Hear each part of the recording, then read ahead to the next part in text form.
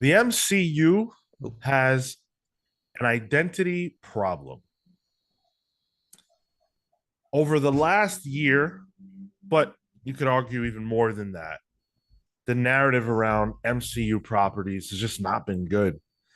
Mixed reviews for the television shows and mixed reviews on the films. We've gotten some clunkers over the last couple of years, really since the end of the prior era, the first three phases. Things just haven't felt the same. And so we're going to talk about why that is, what the strike and everything else that's been going on could do to help this problem, and what we think the MCU can do to rise above and become the juggernaut that it once was. Welcome to the Comics Pals. We've got Marco. Yo. We've got Tyler. Yo. And of course, I'm Sean, not saying yo. Come on. Dang, gotta Maybe who we got in the chat? We got Boomer in the chat. Huh? I never heard of that guy before. Well, we can get our yos from the listeners. Okay, yeah. Yeah. So give us your yos in the chat. Welcome to everybody. I love to see all of you here with us. It's fantastic on SummerSlam Day. Glad you guys turned out for SummerSlam Day. I mean, we're not here to talk about SummerSlam, but no, I'm definitely not here to talk about women's wrestling because we'd be talking about SummerSlam. So, oops. Well, we will be doing something SummerSlam related a little bit later on. We've got a draft plan. We're going to be reading your comments and questions. We've got a whole show to do, and it's going to be fun. So let's jump right in with the MCU topic.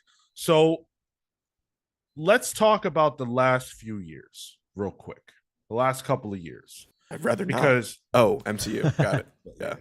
MCU. Because we know how the pandemic shut down pretty much everything. We got the first MCU property in that era, the sacrifice, as I like to call it, Black Widow. And Black Widow was a movie that felt like it was too late. It was a movie that felt like it was unnecessary. It felt ancillary. It felt like the kind of thing, if it were a comic book, it felt like the kind of thing that would have been like a 4-issue mini that would have been like, oh, this happened in the margins of something that you really cared about. Here's a small mini with a creative team we're trying to build up. That's what it felt like to me. It didn't feel like the main course. Whereas the MCU prior to that, pretty much every movie felt like the main course. It felt like its own special thing that you had to see. Black Widow was the first movie I went to, even the ones I liked or didn't like, rather, where I was like, did I need to even see this? Mm-hmm. You went in theaters to it? Yeah. Damn, you were like brave in like peak COVID. Yeah. For a mid movie. Was that not the only way you could see it at that time? At that time, it was the only way to see it. You had to wait. Disney Plus wasn't the 1-to-1 wasn't a thing yet. So yeah. No, didn't they have day and date with Disney Plus at that time? You had to pay like extra though. It was a premium. Oh, Disney okay. Plus. Maybe I'm bugging. So. It was like $30, and you could watch it on Disney Plus the same day. We all watched it, I think, because we did the review. So I guess maybe maybe it was for it. Yeah. Okay. So yeah, that was the start, and then I don't know. We had Shang-Chi after that. It was all right. I don't think that it feels it. I think the biggest issue with Phase 4 was that it didn't feel as big as the prior. It felt like a downswing. And I think everybody was looking for, okay, we hit our high. What's next? Right. And what's next felt like a lot of things that just weren't as interesting as what had come before. Interesting and not as connected. And I think that that's something that people started to realize you had to bank on for the movies is, well, if I watch this ties into this piece, which ultimately will lead into Endgame and Infinity War and then Endgame. Whereas I think they haven't set up where we're ultimately going.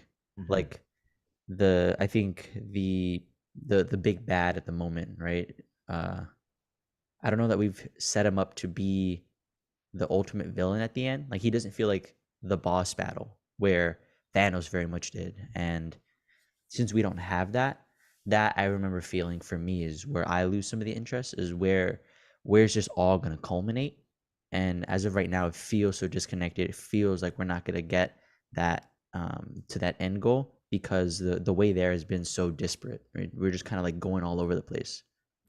And we've been taught throughout the creation of the MCU that there are events to be had later, Yeah. and all of their eggs are in the basket of the Avengers. So Mhm. after Endgame, when most of your core Avengers, the actors are no longer doing it anymore, and you don't have your other big two yet with Fantastic Four and X-Men, like nothing like fully planned yet. It's kind of directionless. Like, all right, we're gonna introduce all these characters, but what's the event? I don't know. Maybe Kang Dynasty, I guess, but it's too far. Yeah, and I think that the MCU took a unique hit in that sense. So all movie studios suffered from the pandemic, but not all movie studios have a interconnected universe. And when you push back one movie or you push back the slate of say Phase 4, that inevitably pushes back the slate of Phase 5 and 6 and everything else you're doing.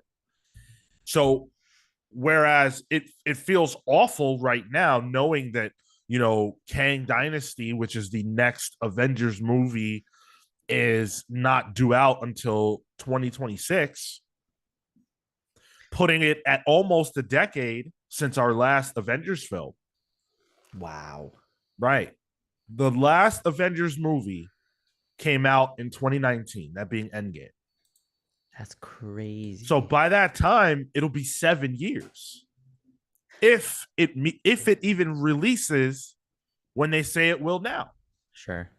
I Yeah, don't know for me that it being so far down the road for me, I think that makes sense. I think we're used to movies now being that far out because of how the MCU plans it out and how it breaks it out. But I think not having, and I think what was it? Somebody in the chat mentioned, not having that Avengers film, that hurts it because you don't have the places where the connectivity would be. But for me, seeing how far down the road the next, let's say, event movie is, that I don't mind as much as maybe the lack of an Avengers film prior. But that's what I'm talking about. Mm. That we should be a year, or I think from the original timeline, we should be a year or so out on an Avengers movie. But things have been so far delayed that now we're talking about the longest gap between Avengers movies double. It's double the longest gap because the longest gap prior to now was 3 years. So it'll be double that. That's insane. Even the build up to, I'm just looking at a timeline. Iron Man was 2008, and then the first Avenger Marvel, they came out 2012. So like 4 years even. Even that is a short amount of time, and that was as they were setting up the entirety of the Avengers. There was no Avengers. There was no Avengers. We got a snazzy line from Nick Fury. Hey, you want to join the Avengers? But we had no expectation. Things weren't set. Now they're set. And I think an every 3 or so year cadence for an Avengers film makes sense to me if you have a story to tell. I think if this was like pre-MCU, back when we were getting, Blade and Daredevil, like movies like Shang-Chi and Black Widow would have been great. But because it is part of an interconnected universe that has an end goal usually for beats, it kind of, in the context of that, a lot of those movies kind of just felt like, eh. And then there's a whole Disney Plus of it all too, with the shows. Yeah, we'll get into that. Yeah. This crop of movies, we're talking about Black Widow, we're talking about Shang-Chi, Eternals, No Way Home, Doctor Strange, Thor: Love and Thunder, Black Panther, Wakanda Forever, and Quantumania and Guardians. I looked at this slate and I said, wow, this is a sleeper. Like this is not, and I'm talking about before these movies even came out. I'm like, this ain't it. I remember being really excited for Doctor Strange, which disappointed me tremendously. Hmm. Thor: Love and Thunder, I was excited for, and of course Black Panther. But when we look on the other side of these are not movies that lit us on fire. I stand by Love and Thunder. You you're stand wrong, alone, but it's fine. Yeah. I don't even think the people who worked on that movie stand for that movie. Yeah, Man, that's fine. Sometimes people gotta defend the little guy. I'm gonna defend Love and Thunder. Do that, I guess. But it's hard to look at this slate and then compare it to the prior one, where we had such highs, and think that this is the same people that are making these movies. I mean, the prior slate had some of the best Marvel films ever. You're talking about Endgame and Infinity War, two movies that I think are genuinely tremendous.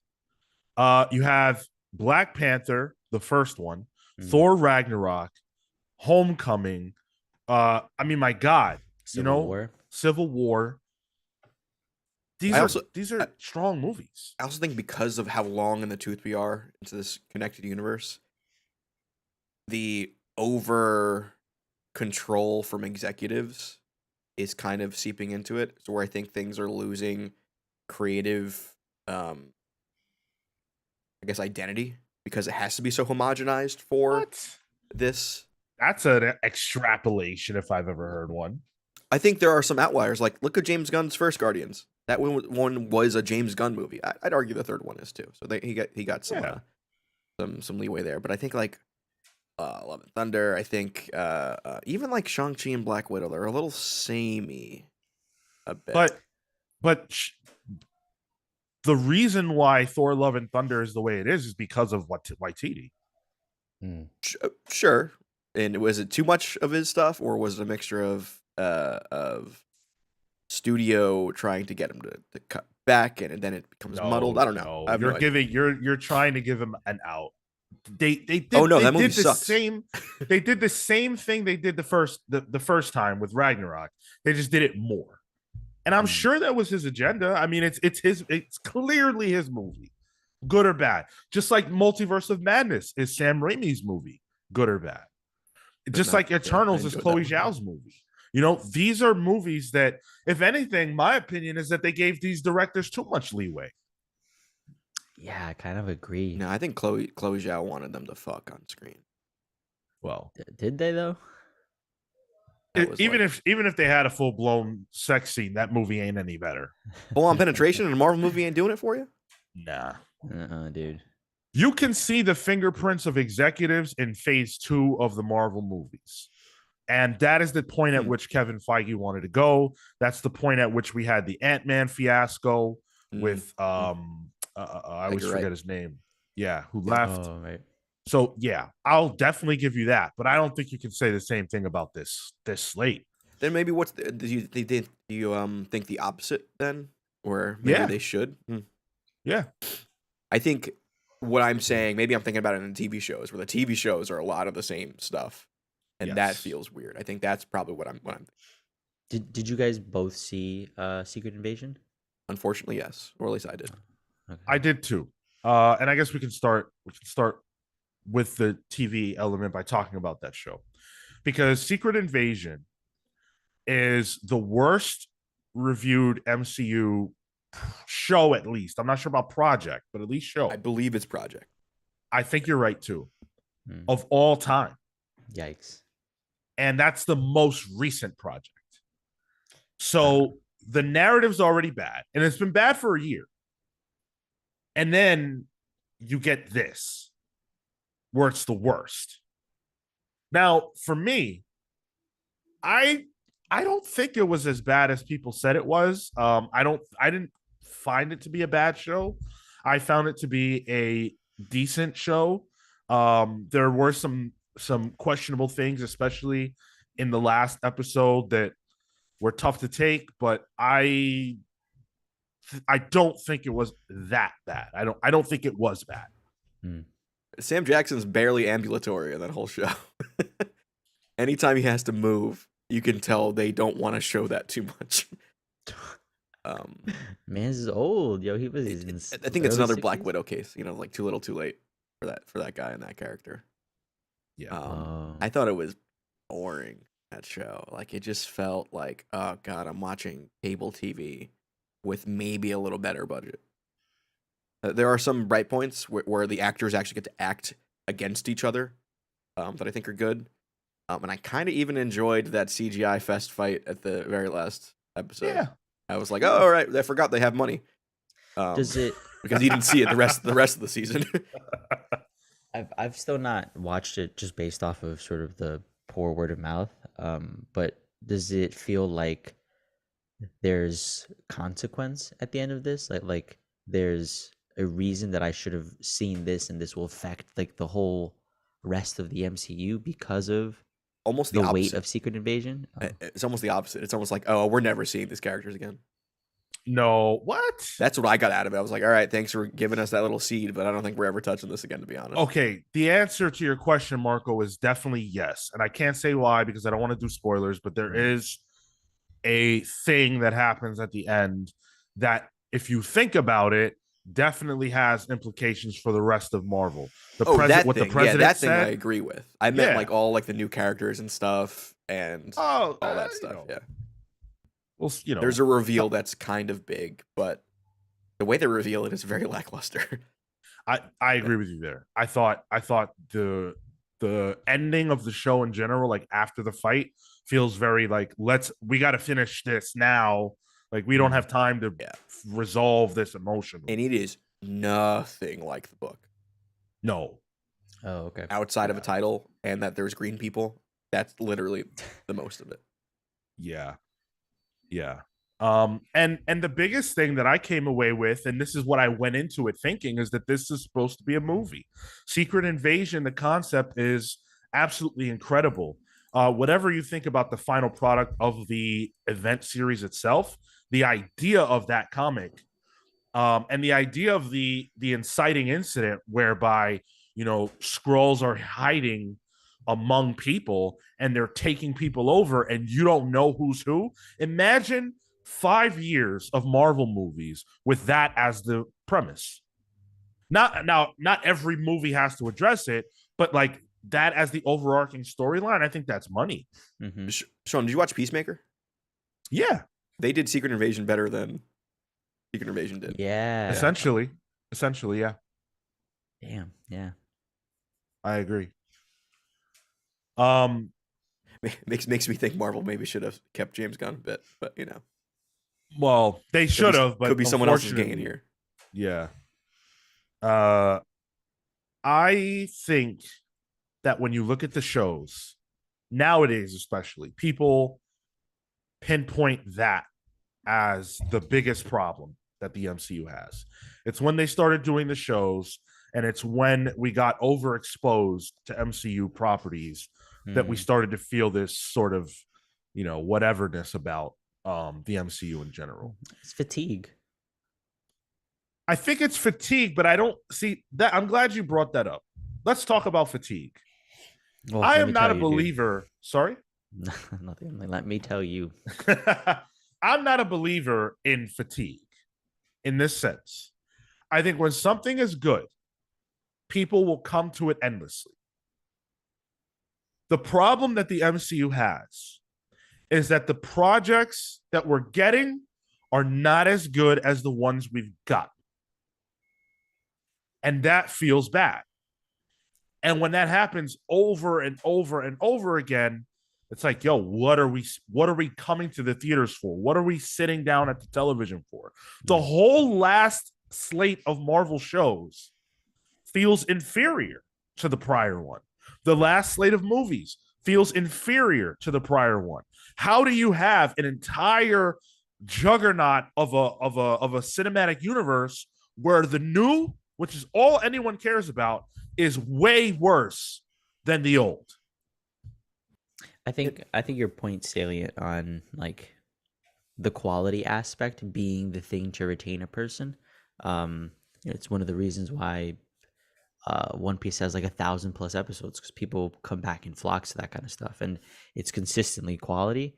And typically, I think and some CW Gordon says it in the chat.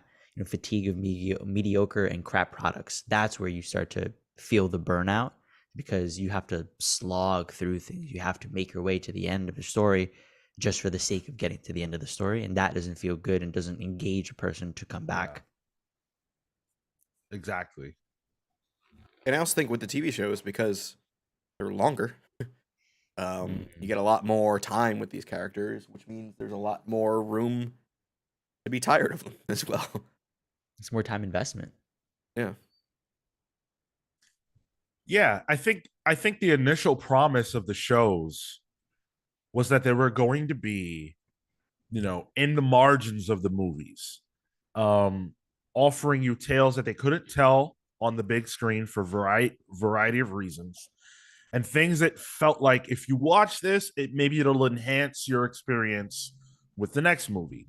Captain America Winter Soldier was very obviously supposed to lead into Captain America 4. It still will. The problem is that there's a insane delay between one and the other. Captain America Winter Soldier was Falcon Winter Soldier. That was 2020, 2021. 2020. Yeah, with the second one to come out. 2020. Okay. Yep. So Brave New World, the next Captain America movie, doesn't come out until 2024. And that's provided there are no more delays. That's 4 years. Which there are delays because we can't do anything right now. Yeah. There will inevitably be delays. Yeah. That's nuts. And that's not necessarily Marvel's fault, but it is something that happens when you do this kind of storytelling. Yeah. I would say it's Disney's fault for not paying their people correctly, which is causing a strike, but that's a whole other issue. That too. In the chat, Classy Ulysses says, without Iron Man and Captain America, audiences aren't coming back. And I find that interesting because I hear that take a lot, and I don't know that they're necessary. I think they're a marker of a generation of the MCU, but the MCU continues to evolve, and it's to that point. I don't know that we found our Iron Man or Captain America in this newest set of films. Like, there is not a person or a character that I've attached myself to because I really like them, or I really want to see and care about their story, or that has an emotional weight and attachment for me. For me, it feels like a holding pattern a bit right now. Yeah. I think let me know if you agree with me, but I think it is a Fantastic Four X-Men holding pattern. You mean they're not going to find... they see their next big Captain Americas and Iron Mans in something like, Fantastic Four or, Wolverine, whatever they decide to do with that, even though he's in Deadpool 3. Okay. Yeah. Maybe Deadpool they plan on, taking over one of those mantles. Who knows? Yo, imagine. But it just feels like it's a weird spot right now. It feels like a weird arc of comics where like the Avengers are off the page, so we got to introduce all these, younger characters. That's why we have, I don't know, a Night Thrasher comic out right now. But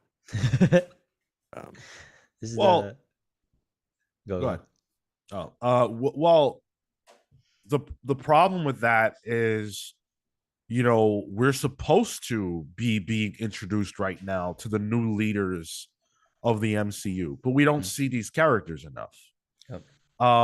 Sam Wilson is, I'm not saying this is a fact, but I would imagine that he's going to be at least a leader in the Avengers, in the new Avengers. And we don't see him. Yeah. We haven't seen him in a long time. If they're going to be pushing someone, push them and let us see that. Let us see someone lead a team. This is like the same like there's no Avengers right now. So we can't even see that really happen. Right. Yeah. Like I think Sam's a great character. I think Anthony Mackie does a great job, but it's a very internal thing because of what we've seen so far. Like I want to see him lead a team. I want to see him lead a squad. And I think once you have a leader on the actual, not the page, the screen and the text as like, all right, this is the guy leading the team now. I think audiences will then start seeing that character as like the new Iron Man, the new Captain America. But they're just not doing. I mean, if you look at the first phase, Tony Stark was in 4 movies. Yeah, he cameoed in everything. Sorry? He like cameoed in everything too. Yeah. Like he was around. And so we had a lot of time to sort of develop a feeling for him and an attachment for him. And the journeys of those characters felt very, very personal and interesting. And there was a need for them to come together. Not a need that we were necessarily aware of in advance, but Nick Fury told us there was a need. We got to have this. So what? We don't have to have it now? No one cares anymore. The characters themselves do not care that there's no Avengers. Yeah. I think having a team in the meantime is a good short-term solution. And obviously you want to have the bigger team involved, but I think that helps to solidify who our leaders are going to be for this next set of phases. Because you'll have, let's say, Anthony Mackie will be leading a team, but I like the idea of somebody having like conflict with him or like that number 2 to sort of push against, and I think that builds a good rivalry. We could probably see something along the lines like that. And the other thing too, from an actor standpoint, is like Robert Downey Jr. Like, even though he was in all those movies, like he was the character. He put his whole Iron Man-ussy into it, and now I feel like a lot of those like high tier actors for these roles are being told to like, don't take it, don't do that. All the people who have done these Avengers things, like I probably wouldn't take that, that long contract again. So then like we have these rumors of like Adam Driver, being approached for Reed, and he's like, yeah, no thanks. That's the rumor, the scuttlebutt right now. So I wonder if like we'll even get anyone at like that caliber again that can do that. I don't know.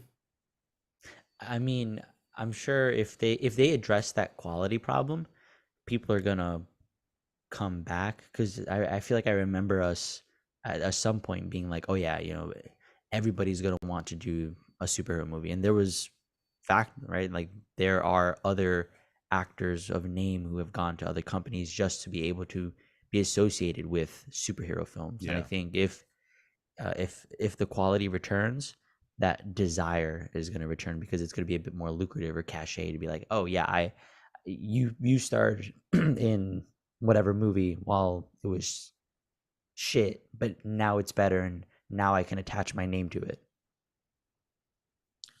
There's a conversation happening in the chat about Sam Wilson Cap, and if you need to have seen Falcon Winter Soldier to understand that he is Captain America now.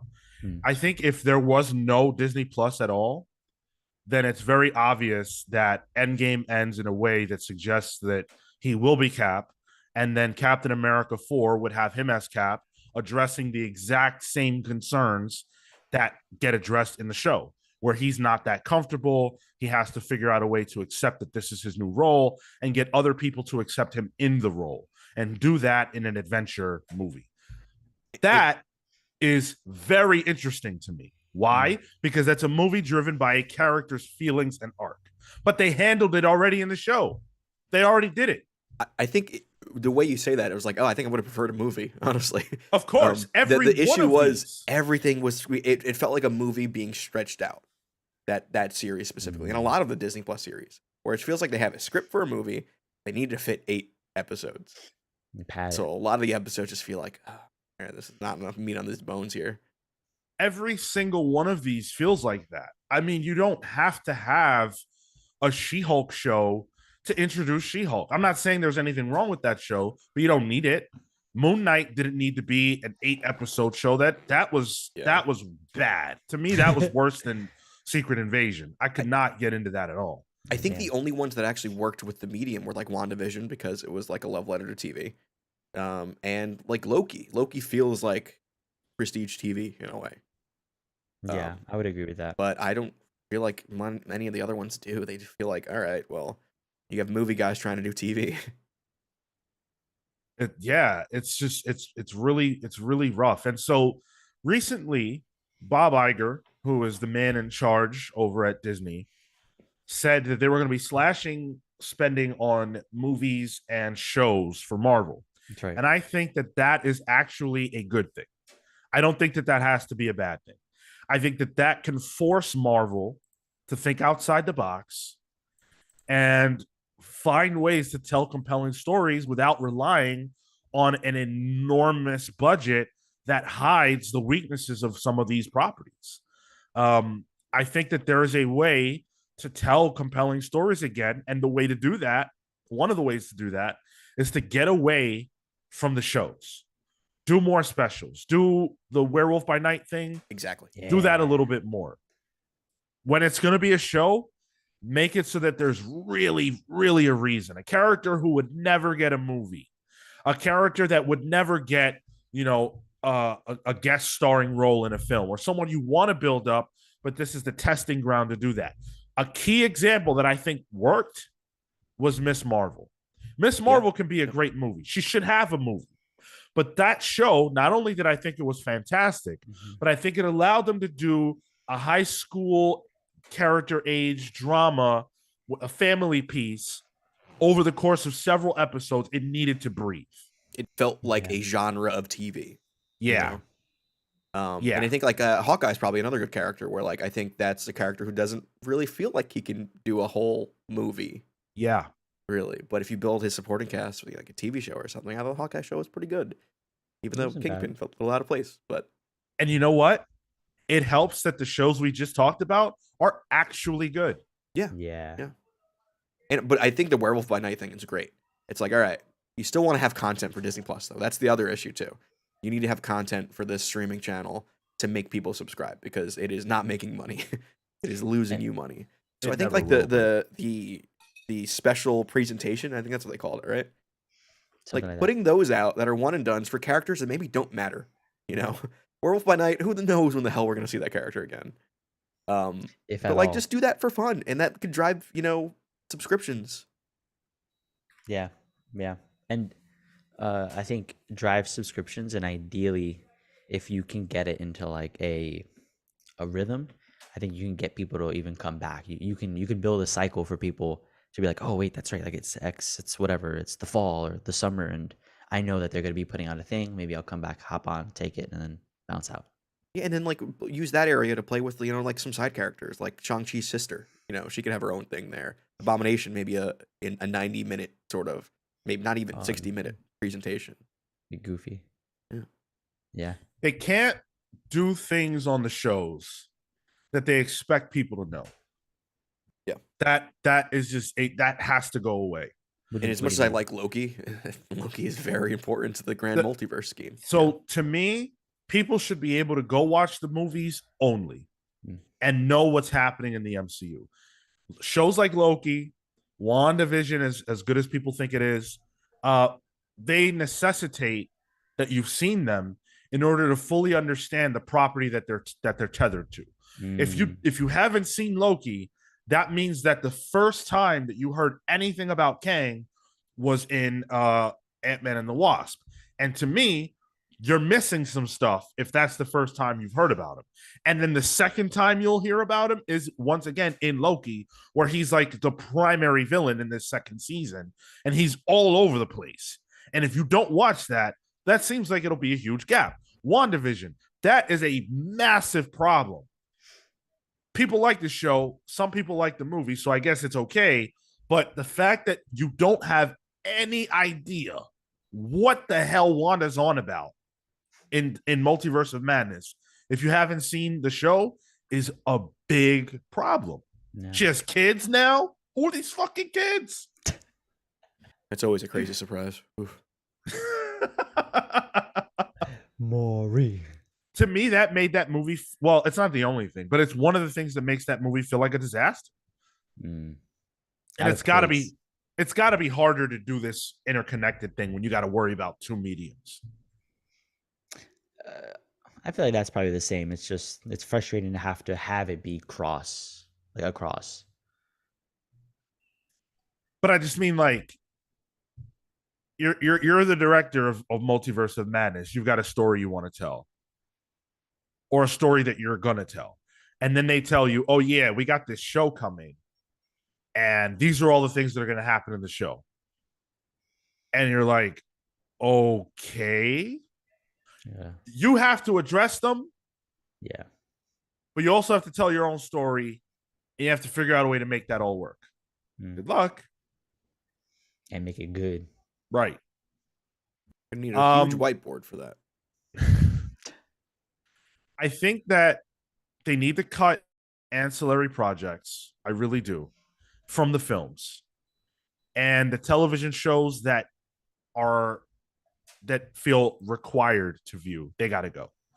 I also think they need to reevaluate the house style, and they need to move away from every movie being a comedy plus. That is it's tired already. Like, the movies can be funny, they can have funny elements at times, but they're literally hiring comedy writers at this point. That's all they do. Comedy writers need the most money. Yeah, I agree. I think having it be in some moments less jokey can affect the quality, because that's a pretty consistent piece of feedback people give, or you hear about. It's too comedic. It doesn't take itself seriously sometimes, and that doesn't necessarily have to be bad, but I think it's refreshing to have moments where the gravity of a situation can take hold. Like, even Quantumania felt goofy, and that was a huge battle with Kang, and like, for what? It was silly. I mean, it was an Ant-Man movie, so it kind of had to be goofy. I think Kang was the one that was an outlier there, like the setting and everything. Okay. Again, I think I go back to Werewolf by Night, though. Like, that was its own thing, stylistically, tonally, a little funny in places, but it went for a specific feel that I think would be nice elsewhere. Guardians 3, I loved Guardians 3. So good. Yeah, I mean, I'd argue the Guardians is what kind of caused the jokiness of the MCU. But yeah, Joss Whedon, being the true ally person, huh? A true ally, that guy. Absolutely.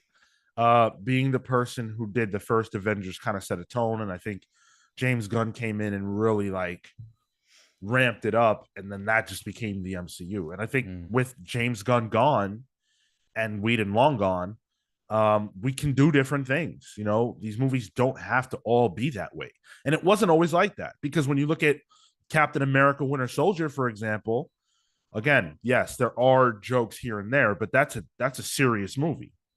That movie's no joke. Look at like Black Widow. What if Black Widow was directed like a John Wick movie? Instead they had to be a family comedy, right? Because it has to all have this. All of it is like a descendant of Avengers, like an ensemble, little jokey piece. Yeah, which just play with genre. At this point, I almost expect like laugh track in the background or something. There's just so much of it. Pipe it in like WWE crowds.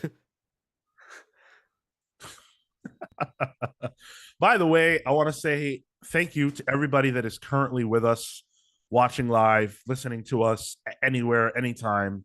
You guys are fantastic. Appreciate you tuning into the show. For those of you who are watching us live, we do a draft, as you know, every single week, but we have to hit a likes goal.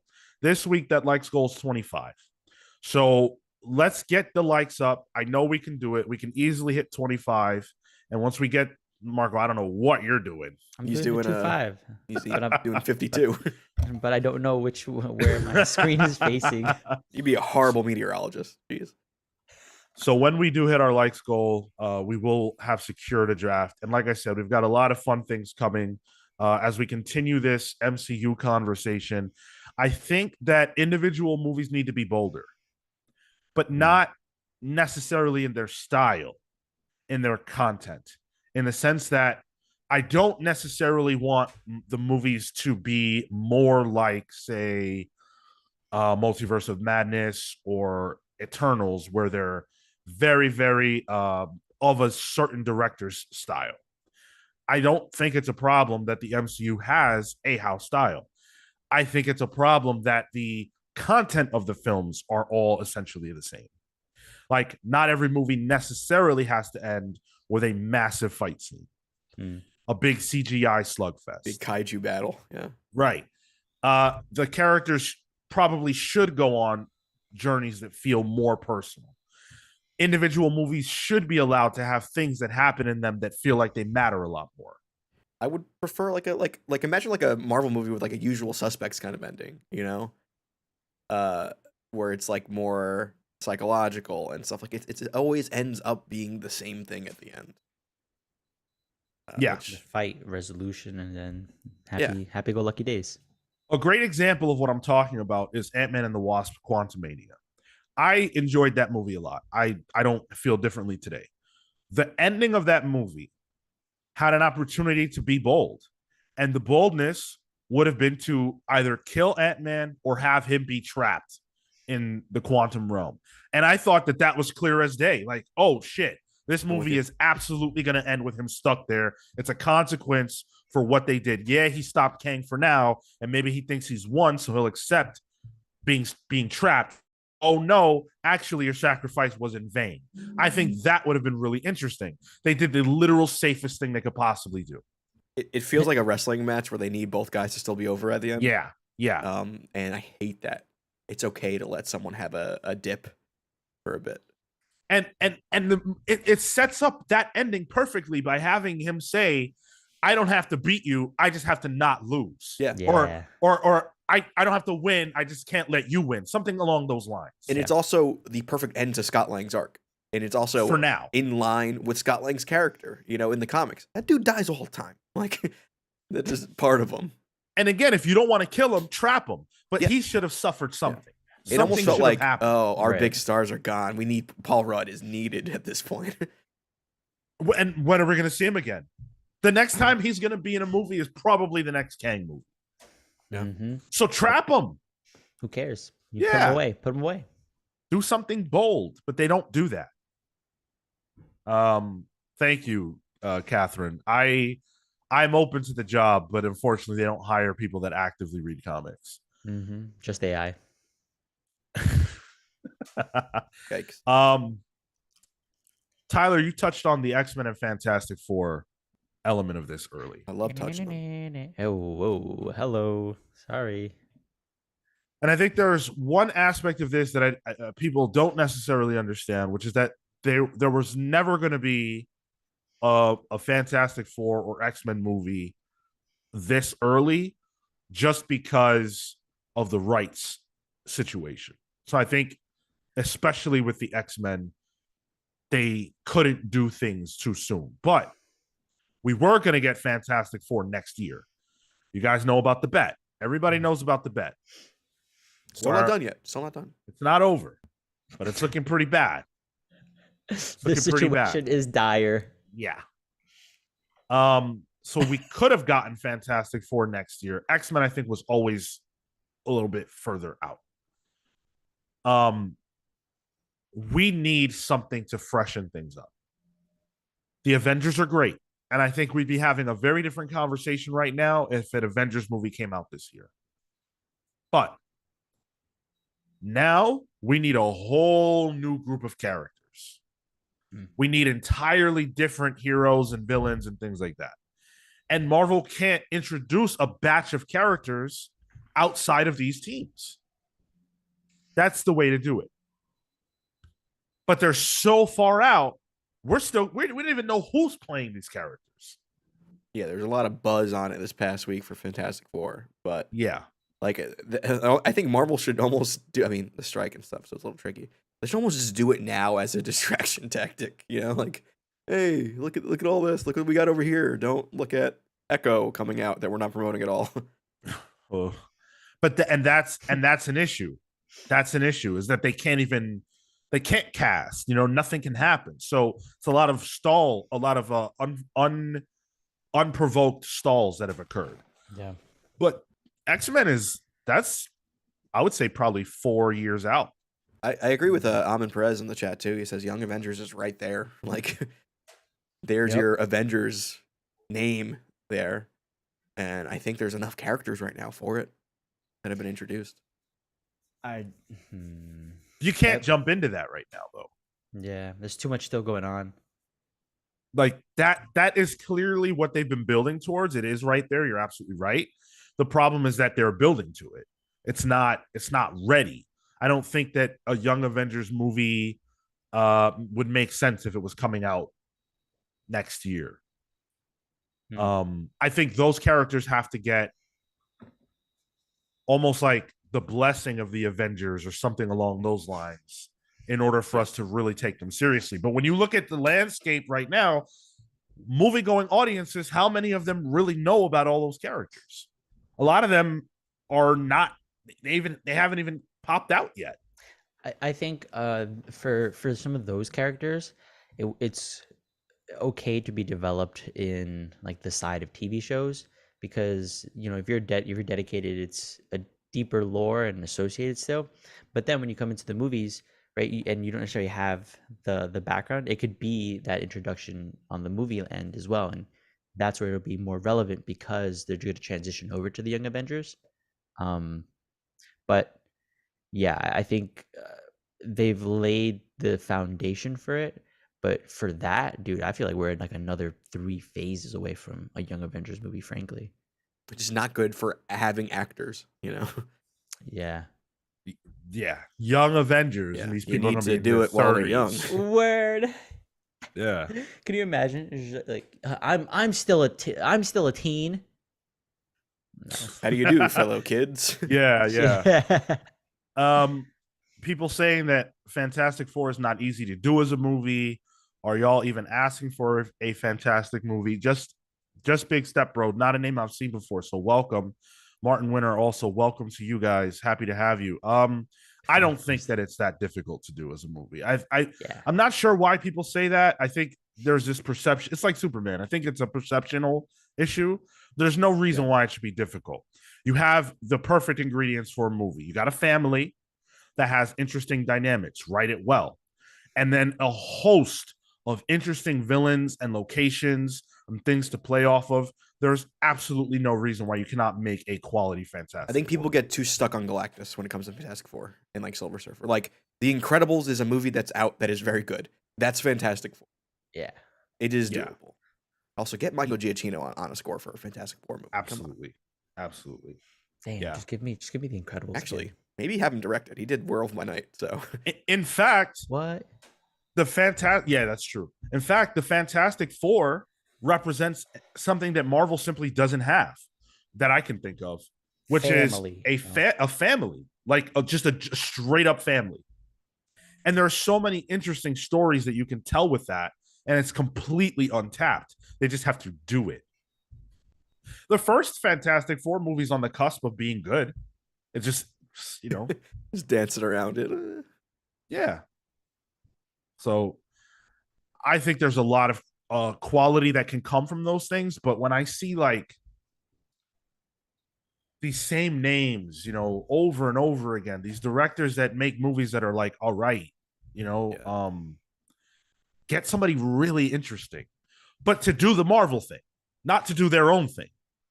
The good directors don't want to do the Marvel things. Well, really? I don't think so. The Russos, what's his name that does Ryan Coogler, Waititi, those aren't good directors.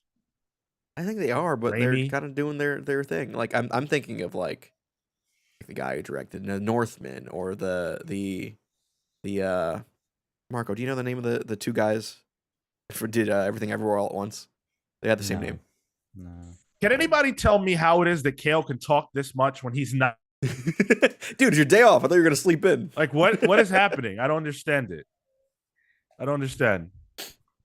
I think that, and this is the biggest point I want to make today, because I believe that the MCU is always one movie away from changing the narrative. One good movie away.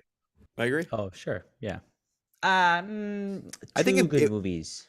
I think if Guardians 3 wasn't being marketed as the final movie, I thought it was good enough to kind of rekindle my interest in the MCU. But it was like, all right, this is it. That's all we're getting. So, and I think everyone thinks that that's like James Gunn, like very specifically. I think the narrative coming out of that is, wow, that James Gunn guy really is something. Rather than, wow, the MCU is back on track. Yeah. So which is why I would give it like 2 movies, because I thought Guardians was really good, but because it was a finale, it didn't feel like, okay, I'm back in on the MCU as a whole. I was in on the story of the Guardians and this director and these characters. Now they need to bring me back into the larger MCU fold, and that's where they're struggling at the moment. Yeah. And that's why for me, I would need two to the first one to be like, oh, okay, you know what? That was pretty good. Maybe I care again. I'm definitely gonna go see the next one now. I see the next one. It's really good. Hey, you know what? I'm back in. That's an interesting point, because when you look at the slate, the most recent years since 2021, Black Widow people didn't care for. Shang-Chi people seem to like. Eternals people did not like. No Way Home people enjoyed. $1 billion movie, if I recall. Yeah. Doctor Strange Multiverse of Madness, iffy, but let's say people liked it. Thor Love and Thunder people did not like it. Wakanda Forever people really liked it. Ant-Man and the Wasp Quantumania people did not like it. So we're on like an every other movie type of thing right now, and that's not working. And I would say that the ones that people really liked, they didn't like so much. Yeah. Outside of No Way Home, but again, that was a fan service movie. Yeah. So they just need a homegrown hit. Like the Marvels has to knock it out, and then Deadpool has to do it again. Yep. And then Cap has to do it. And if we get on that kind of track record, we'll be back. Yep. We'll be back. I'll be back. I'm telling you right now. I'll be back. I'll be back. You if do the Marvels show. Is good. Yeah, you guys are gonna be in. Well, we'll be there anyway. If the Marvels is good, I'll be back. I think there's a lot riding on the Marvels. Yeah. A Secret Invasion really left a bad taste in my mouth. Secret Invasion should have been the Marvels. That's Captain Marvel 2. If not Secret Invasion, then like a Kree Skrull war or something like that. The fact that there was no post credits was bonkers to me for that show. Yeah, like they're just really? like, all right, we just gotta. Yeah, dude, it's. Oh shit! It just was like, all right, we're good, we're done, we give up. Damn, I want to see it now. Yeah, Dan Trudeau says it right. People still want to like the MCU. I don't think people are done with it. Everybody always wants to talk about, the bubble bursting or the fatigue or the doomsaying. No. People like the MCU. We are not at that point. They want a project to invest in. Marvel just isn't giving it to us. And I think Disney royally screwed up with Disney Plus and the way it taught audiences about movies. Yeah. Because I think if you look at their slate within the past couple years, the only movies people go to in the theaters are Marvel movies for Disney. But with Barbie and Oppenheimer, there are some people still want to go to the movies as well. But you have stuff like Haunted Mansion right now just came out, not doing well. Little Mermaid did pretty decent, but like their animated movies do horrible now because people are so ingrained. Like, oh, just wait 2 months, like watch it, on Disney Plus. Right. So I think they screwed up real bad there. That was one of the worst fumbles ever, and I think HBO is still because of the pandemic. But yeah. Warner Brothers Discovery is paying the price for that decision, and Disney is paying the price. That was always a dumb decision. They should have held out and waited and not just given everything up whole hog on a streaming service that will literally never make $1. And then you have like Paramount, who was a little later to the streaming service, but like maybe that worked in their advantage. Or you have like studios like A24 that don't put it out in streaming. So like you got to go to the theater for that. So yeah. Oh, really? I didn't know that. Eventually, they come on to random ones here and there, but there's no plan for that. Sure. So, my final thought is that the future of the MCU is in jeopardy if by the end of this saga, the feelings on Marvel have not changed. I hope that the decisions that have been made about these movies already are not set in stone, in the sense that I hope that we can get a sort of shuffling of the creative deck on properties like Kang Dynasty, which I believe lost its writer, who was the Rick and Morty dude. I think that's what I saw, but I'm not Rick and 100%. Morty, that's that thing that happens when you die and your body stiffs up, right? Morty. That's funny. But Deadpool is a movie that has a lot of goodwill going in and will probably be good for the people who like that. Yeah. I'm kind of excited for Deadpool, to be honest. Me too. Those behind the scenes photos that I wish I didn't see, but they also made me pretty excited for it. Yeah. I'm really happy the set that they were at. So I want to be as vague as possible. People haven't seen it, but yeah. Jeff Loveness, Sean, just for reference. Okay. Yeah. Yeah. Go ahead. Sorry, my final thought similarly is they really need to get these next two movies to hit.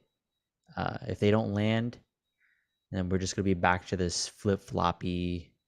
Yeah, that was good. This was all right. I was fine. Like this narrative of mediocrity, and the Marvels and New World Order have a lot riding on them. I want the Marvels to be good too. I really like. I'm bad with names this week. Miss Marvel. I think the actress playing her is great. Maybe I'm in the minority. I really like Brie Larson. She's not bad. So I hope she actually gets to be herself in this movie a bit, and show a little character. But yeah, it's kind of sucks that Captain Marvel 2 is the one that kind of needs to hold all this weight, really. And it's unfair because Captain Marvel 2, first of all, it's not even Captain Marvel 2. And the reason for that, I believe, is because they don't know if it's a good idea to put the whole movie on Brie Larson again because of people's perspectives on her. But they did it, to me, it looks like they did the same dumb shit that they did in Shazam 2, where it's like, hey, we have a perfectly good setup for our next movie. Let's not do that. Let's sidetrack onto some other goofy thing. I don't know who this villain is for the Marvels. It doesn't appear to have anything to do with Skrulls, which the Marvels one's perfectly set, or Captain Marvel 1 perfectly set up. So I'm hopeful that this will be good. I love Miss Marvel. I love Spectrum. Captain Marvel's cool. But there's a lot riding on it. Good luck. Sean, where does Secret Invasion? Is it post or pre Marvels? Do we know? I don't have an explicit answer to that, like a factual answer, but I'm pretty sure it's before. Okay. If I had to guess. Wonder if that character at the end of Secret Invasion with Nick Fury shows up. Yeah, good catch, Top Lane. That's you got to watch out, man. You say that on a podcast, they'll send people to your house to ask you some questions. They'll send Chris Hansen to sit you down on a couch and ask you what it is you're talking about on the internet. Got to watch it. One last thing. Do you guys buy the Fantastic Four casting announcements or rumors, rather? Vanessa Well, we Kirby, know Marco has no idea what the rumors are because he is not tapped into that side of the internet. Yeah, I didn't even know that there were. Vanessa Kirby as Sue Storm. I like Vanessa Kirby. Joseph Quinn as Johnny Storm. I've seen 4 Johnny Storm rumors this week. Jack Quaid was one of them. Quaid was one of them. Yeah. The guy from The Bear, I think, as Ben Grimm is one of them. Yeah. Oh, I think I saw that. I'm okay with that. That guy's good. Yeah. Who's the doctor from Dr. Matt Smith? Doctor Who? Doctor Who, yeah. It's Doctor Who, yeah. As Reed. Did you say Doctor Who as in like you didn't know who it was, or like who? Like who's that guy from the show? Yeah, Matt Smith. You're right. Yeah. Great in The Crown as well. If you haven't watched that show, fantastic show. I haven't seen that. And then a Latino actor, a Latino voice actor for Galactus. What? Horseshit, total horseshit. Come on, just no name, no nothing. Just specifically, they're looking for a Latino Galactus. What's that about? What? Who would you get? Who would I get to play Galactus? Yeah, I know who I want. They want a Latino voice actor. Luis Guzman. Luis Guzman. Who? Luis Guzman? No, what the hell? I would just put Luis Guzman in anything. Honestly, I'm a fan. What? No. Javier Bardem, maybe. I don't know all the rules and regulations of the strike, but I don't see how they could be casting right now. No, they can't. Yeah. I thought, didn't the voice actors also go like on strike or something? Yeah. Although I saw voice actors like advertising for that new Tiny Toon show, which I thought was a little weird, but there's a new Tiny Toon show out? Yeah, it's a university show. They're in college. Oh. Yeah, it looks that's kind of cute, but like, I don't know why the actors were like tweeting about it. I just thought that was like, isn't that against? I don't know. Voice acting is a little different. I don't know. Yeah. All right. So that's gonna be where we leave it for the MCU. It's gonna be a while until we get another project. The Marvels is November 10th. Damn, so that's soon. Is it? It's August, dude. Yeah, August, September, October. It's 2 months. Okay, we have different interpretations of the word soon. It's like next week for me. Oh, well. Yeah. So we'll talk about this topic again probably after the Marvels and after Echo if that ever comes out. But I have hope that now Kevin Feige sees like, okay, yeah, we do have a problem. And maybe some of the things that have happened behind the scenes can actually turn out to be good things. I'm hoping for that. We'll see. So, if you have enjoyed this show so far, if you are into what we're doing, we have a lot more to come. We got a lot more conversation, not necessarily about the MCU, a little bit about the MCU, a little bit more. But first of all, we still have a likes goal to hit. So let's bump those likes up.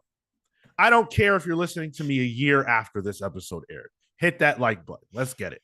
Let's get it as high as we can get it. No reason not to, right? You like this? Like it. If you really like it, if you're really into what we do here on this podcast, then patreon.com/thecomicspals is the place for you. That is the best way to support and show your love to your boys. And we like to show you love back. We like to give you some bang for your buck. We have a newsletter up that goes out every single week, one from one of us. This week, Tyler ranked the New 52 books, which was insane. Whoa. Yeah. You ever like overeat, like order too much food and you didn't realize how much food you ordered? Yeah. Then you overeat? That was me thinking, I'll just rank the New 52, and then forgetting it's 52 comics. And then it's like, oh, in the name. Over 30-minute video now. You pretty much get a whole extra episode with just me.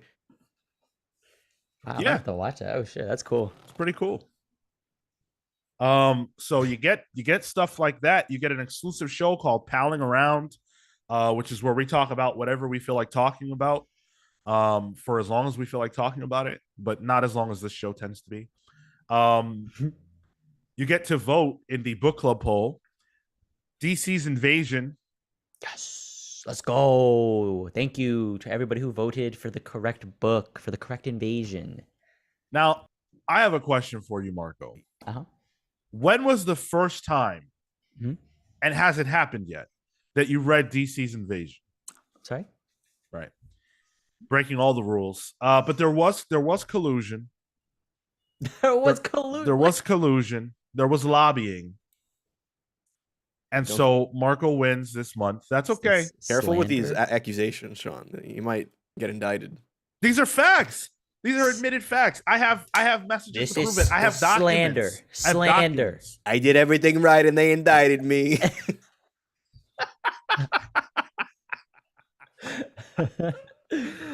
Oh my God, man. What you also get, though, through our Patreon page is a nickname and a shout out on this show. And so I want to say a very special shout out to the best pals in the universe. Thunderstruck, Rebecca Alejandro, the Hound of Justice, Atomic Hound, and the Red Spiral.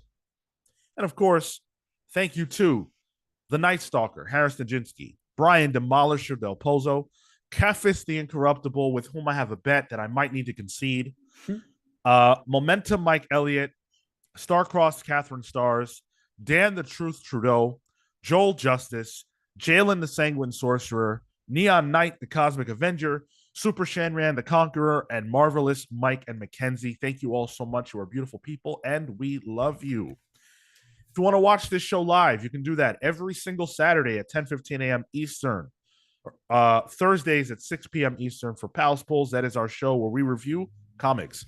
If you want to influence that show and vote for what we read, you can do that in the listener poll, which is on X/Twitter right now. And let me know if you'd vote for it if it was on YouTube. Let me know if you'd vote if the poll was on YouTube. Maybe people don't like Twitter, they don't like X, whatever.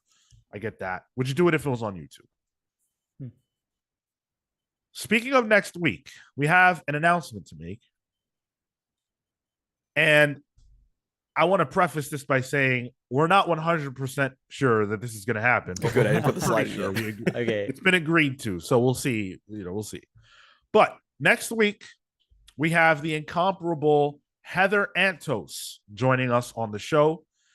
Heather is a very, very esteemed editor who has worked for Marvel, who's doing the IDW stuff, the Star Trek stuff, worked for Valiant. So she's done a lot of great work, and is one of the most celebrated and most respected editors, young editors especially, working in the industry right now. So I'm really excited to pick her brain. We've only had one other editor on the show, so that'll be cool to do. It's fascinating conversation. Claire Napier. Yeah, Dude. yeah. Unsung heroes editors for comics. Absolutely. It's a jack of all trades kind of thing. It's a different perspective as well, like a different approach to comics, and so that's why I really appreciate those conversations. Mm-hmm. Yeah. So I'm excited. Hopefully she's able to still do it. And if not, then we'll do something else. But that's the plan for next week. So it should be a lot of fun. CW Gordon, literally the only reason I check /huge Twitter is to vote on the poll. Please put it on YouTube. That's exactly what I was worried about. Yeah. Honestly, one of the only reasons we still use it, but because it only has the poll feature. Yeah, well, the other you know ones don't what? have it yet. I really appreciate and respect that level of dedication, CW Gordon. That's really cool. So thank you. I appreciate that. Let's we've got stuff to do. Let's roll into the listener comments. Let's get into that. Oh, no. Real quick. Oh, I wanted to say that we will be having a community event tomorrow. That only applies if you're listening to this live. So if you're not, then you might have missed it.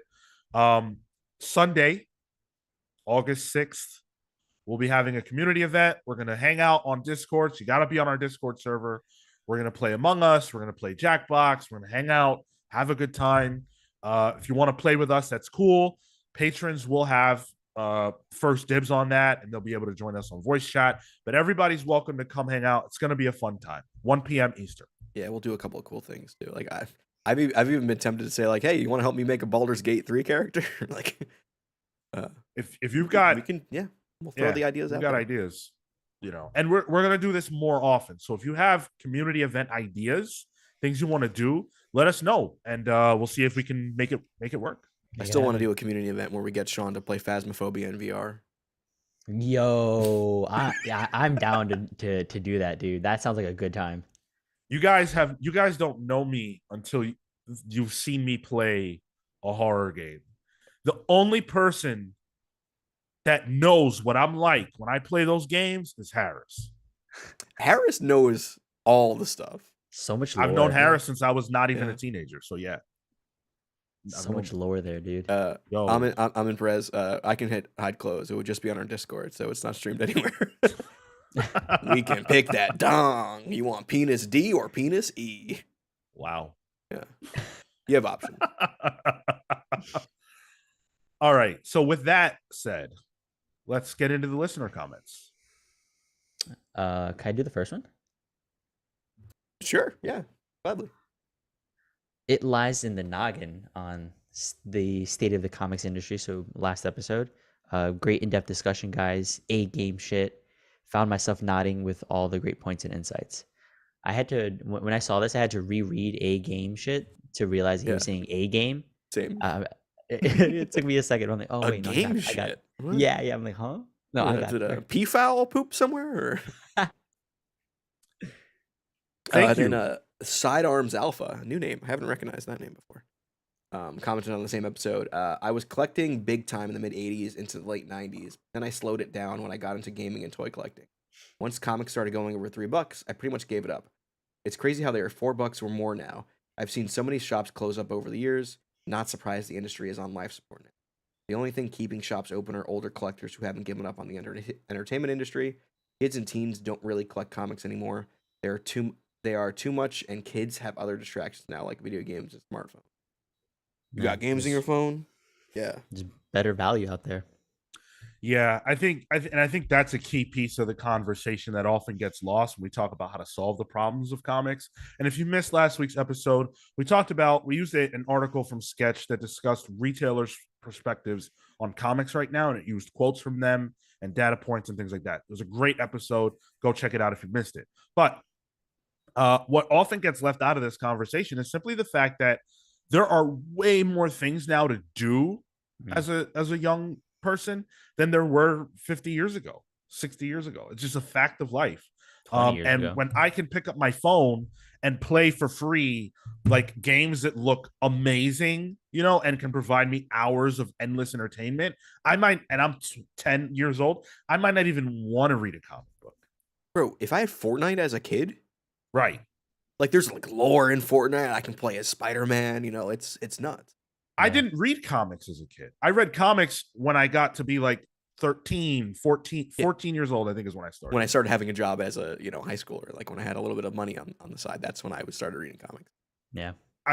There were too many things for me to do back then. Like my aunt and uncle tried to give me comics here and there, and I was just like, okay, cool, but I want to play Spider-Man on my video game, on my Sega. I don't want to read it in a comic. Yeah. Yeah. Next up. Sorry, go ahead. No, it's a good point, and I think for the price, you're just not going to get the same entertainment. Dave Loather 2499 on the same episode. Insightful discussion, buying more comics instead of trades now. This is because Dawn of DC is the best line has been since Rebirth. Marvel stating some of their series are 4 or 5 parts means that I'm getting those too. Boom, Dark Horse do that well too. That's interesting. I always thought people seeing a number of issues for a miniseries would turn them off. I like that it tells me how many, because then I know what I am like investing in, as opposed to they announce it at some point.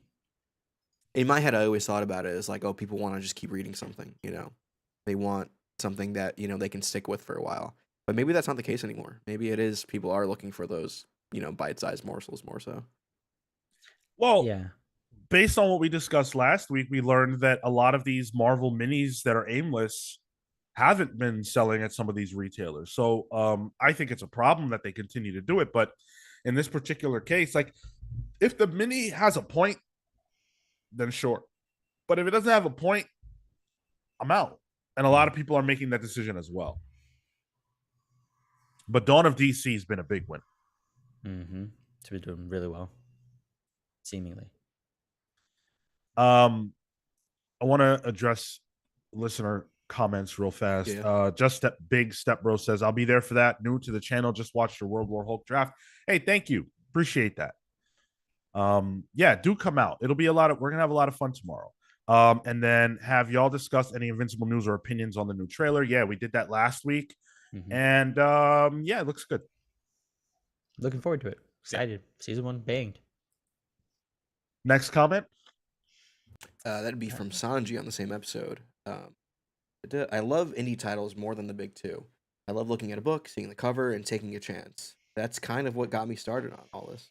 Walking in a comic shop with zero clue of what I was doing and just picking something up that looked cool to me. It's crazy how this industry is and how everyone experiences it so different.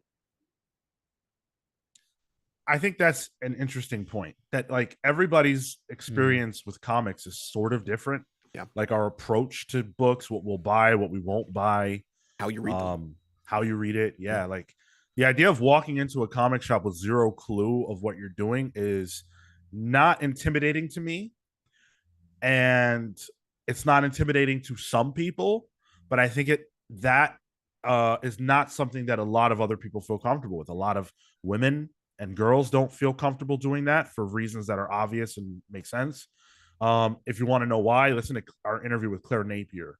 She really broke it down well. But then also some minorities might not feel as comfortable because you're walking into a space that's generally predominantly white and you don't know how that's going to go. And people who are just anxious in general. It feels so intimate. It's different than walking into Best Buy. I watched a video the other day that Tyler shared of his LCS owner talking about the shop, and I was like, what the fuck? Yeah. If I walked into a comic book shop and the owner was like that, I'd walk out. That's why I like going to Midtown. I don't have to deal with anything like that. One was a bit of a Carney show, that one I sent you. Yeah. One of my first experiences going into a shop, I remember I was asking a question, and the guy, whoever he was, like, putting back issues away or whatever, and he was upset that I didn't know what I was looking for, or kind of like frustrated by it, and it turned me off to the experience that I didn't end up going back to one for like another year or so. That's horrible. And it being one of the first times I was at a shop. One of my first local comic book shops, I couldn't even be in too long because it was full of like cats and smelled like cat piss. Oh. And I'm allergic, so like I was like, all right, get my books and leave. That's your LCS for you. Yeah. Yep. And the last question. Manny on the Discord. Ooh, giving us a question. What is everyone's most anticipated book of the year right now? Let's do two. Two? Yeah. I have my answer. So I'm excited for the Ultimates #1, or whatever that's going to be called, like the next thing after Ultimate Invasion. I'm really looking forward to that. I think that's going to be super cool. And then Transformers #1. Daniel Warren Johnson, that's his next project, and it's Transformers. That's an easy, clean way into Transformers comics, which I've never read before. Can't wait for that. Same. That's actually one of mine. I want more robot artwork from Daniel Warren Johnson. He does really good stuff. And I think honestly, a Vicious Circle 3. I wanna see how all of that wraps up. I'm very excited for good luck if that's coming out this year. Fingers crossed, dude. We'll see. Yeah. Transformers for me for sure. I kind of want to get my hands on a Distillery book. Oh, nice. I want to see what that's like. The Devil's Cut. Yeah. I know there was a sampler at San Diego Comic-Con. The Devil's Cut. Yeah. It's coming out in stores. Yeah. I just want to, like, I think I might go get that physically. I still have to go I think I might go today. I need to pick up Sacrificers #1 in physical. I haven't. So. Do. This baby right here. Oh, did you like it? Did you like it, Marco? Yeah, it was good. Okay, cool. Yeah. Look at Marco. I mean, he only bailed last minute, so like he probably read it all already. I did, dude, and I was so frustrated. I bought it and I read it, and I'm like, okay, I can't make it now. God. Marco with the physical comics. I was in the office. I'm just like, you know what? Let's go for it. Let's do it. When I worked in an office, physical comics were fun. They were conversation starters, you know. Yeah. I invited one of my coworkers. We went to go get Cuban food because there's a Sophie's right next door. So it's usually my Cuban and comics. Is that your newsletter now? It could be a YouTube channel, yeah. Ooh, I like that. Gods is another one. Joel Justice Gods, shouting out Gods. I'm looking forward to that. Yeah. Mike saying looking forward to Transformers. That's awesome. Well, you. And excited for Sean Murphy's Zorro comic, Class Ulysses. What? Yes, that's gonna be sick too. I forgot about that. Yeah. A Zorro book? That's cool. Mm-hmm. I am interested in seeing Saladin Ahmed's Daredevil too. I think Daredevil always puts people like their A game is usually on Daredevil, so I'm curious to see where that is. And that's Aaron Cooter too, and I'm a big Aaron Cooter fan. Stop myself. Let's you know what? Let's have a little fun. Let's have some fun. Mid-show fun. We have the draft coming later. That's going to be a great time. Have we hit our goal yet? I think we did, right? Did we? Not yet. No. Well, not Ooh, yet. What's going on? You guys are slacking. Shy one. Wow. I'm shocked. Come on. We could do 30. Why are we? Come on. Get us over the hump. I want to play a game. In honor of SummerSlam being today, which Tyler and I, at the very least, are excited for. And if you're excited for SummerSlam too, let us know in the chat. What's that, Tyler? You're not excited for SummerSlam? I think the card's a little light, personally, for a SummerSlam card for me. Like in terms of the match quality? Yeah, I don't know how they don't have a U.S. title match. Like I think on the Big Four, every title should be defended, but that's a me thing, I guess. Okay. Unfortunately, this is not the show to discuss a full-blown wrestling discussion. Otherwise, I was ready to jump in. But the wrestling pals. Dude, I've been dying to do it for fucking 6 years. You do that, I'm gonna go get water in that case. You talk about your wrestlings. Well, I'm gonna go ahead. We're gonna introduce what we're gonna do next. Oh. We are going to, in honor of SummerSlam, put together our card for SummerSlam. But there's a catch. We are going to use comic book characters, and we are going to book them in the wildest gimmick matches that we can come up with. That's what we're going to do. Oh, God, I just came up with the worst one ever.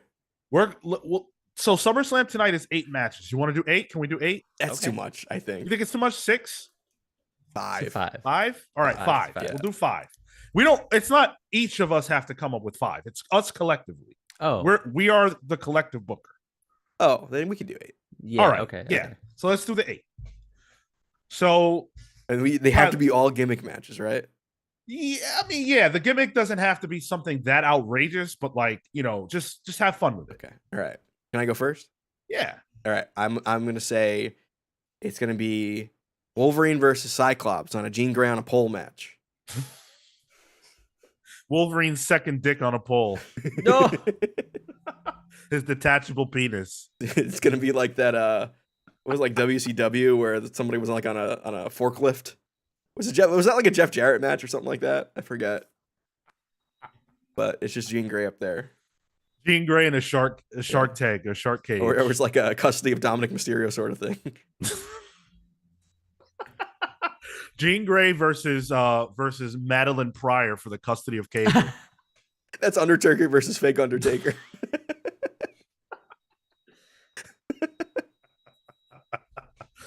All right. I want a Jason Todd match, and I want to pair him. Who can we pair him with? A bratty, annoying person, like from Marvel, like a teenager, a bratty, annoying teenager. Bratty and teenager. I feel like there's a Kitty Pryde. Amadeus Cho. Kitty Pryde. I don't know. Well, Amadeus Cho's kind of annoying. I actually find him pretty annoying. We have intergender wrestling in our promotion, right? Yeah, why not? Yeah.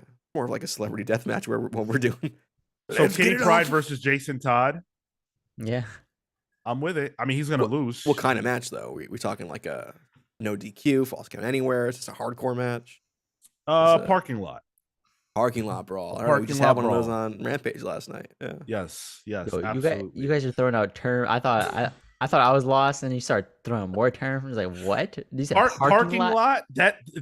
Marco, that's where people park cars. Oh, you just have a fight in a parking lot? Yes. Oh. Oh, okay. Aquaman versus Namor in a hottest guy, lamest power fight. Lamest. That's rude. Those are cool powers. I'm sorry. I mean, come on, dude. What do you want me to tell you? I do have. It's not lamest power. It's hottest guy lamest power. So maybe someone has a lamer power, but are they that hot? All right, maybe. Yeah, come on. Oh, Jason Todd versus Winter Soldier in a cemetery match, boneyard match. Yeah, I like that. I have one. Okay. Niles Calder versus Professor X in possibly the worst gimmick match ever, a stairs match. Yo, that was that was a little that was pretty good. A little much. Hopefully, everybody can accept that Tyler is just joking. Yeah. And that we have some. I don't want to see a stairs match. Jesus Christ Almighty! That was where my mind went first. Do we do like sexy fights? Can we do like fire and versus ice? You want a bra and panties match, don't you? That's what I was gonna say. We could do, like Black Cat versus Catwoman in a bra and panties match. Ooh. But obviously, that would never happen. Blah blah blah. But yeah, well, because they're comic book characters. Sorry, because they're comic book characters. Right. I want Punisher versus Mad Dog. In a supermarket brawl. as ground level as possible. I want that shit. Yeah. I want that. I want Constantine versus Doctor Strange in a battle where they're both getting as high as they can, and they're going to see what their magic can do when they're as high as possible. Who can do the cooler magic shit high as no as DQ on the astral plane battle? No DQ on the astral plane. There you go. Right. Oh no, I feel Harris is going for horny matches. Don't read those. Jeez. Dude. Harris said Big Barda versus Titania in a corset match. Is that a match type? What type of match is that? That's not a Harris. That's not a match type. You're just horny. Oh my god! Yeah, that's not the point of this game. Bonk. Wait, who's another old? I'm thinking Aunt May. Granny Goodness. Aunt May, Granny Goodness. Who is the better? What's the bigger wagon? Oh, the bigger dump truck. If you guys are going too horny with it, jeez. Dude, I'm not horny for Aunt May. Let's not even get those wheat cakes. Granny Goodness though, she might, yeah. She's packed. I'm thinking of oh geez. Oh, I got one. A la the Vince McMahon match. It's gonna be Daredevil versus God. What? Actual match that happened. Vince McMahon versus God, and it was portrayed by a spotlight that would follow everywhere. No way. It's true. It's totally true. And you know who won? Bad. Not God. No. Yo, that's so funny. I love wrestling. That's so stupid. I love it. Elongated man and redoing the Katie Vick thing. That's just awful. May 19th. Thankfully, most people won't get that. Aunt May versus Aunt Harriet. Who's Aunt Harriet? I don't know who that is. I don't know. Yeah, I don't know who that character is. MJ versus Barbara Gordon in a water wrestling match. Boy, oh boy! I didn't realize what we were starting in this chat by doing this game. I didn't realize this would become the horny hour. Jesus Christ! Nick Fury versus Amanda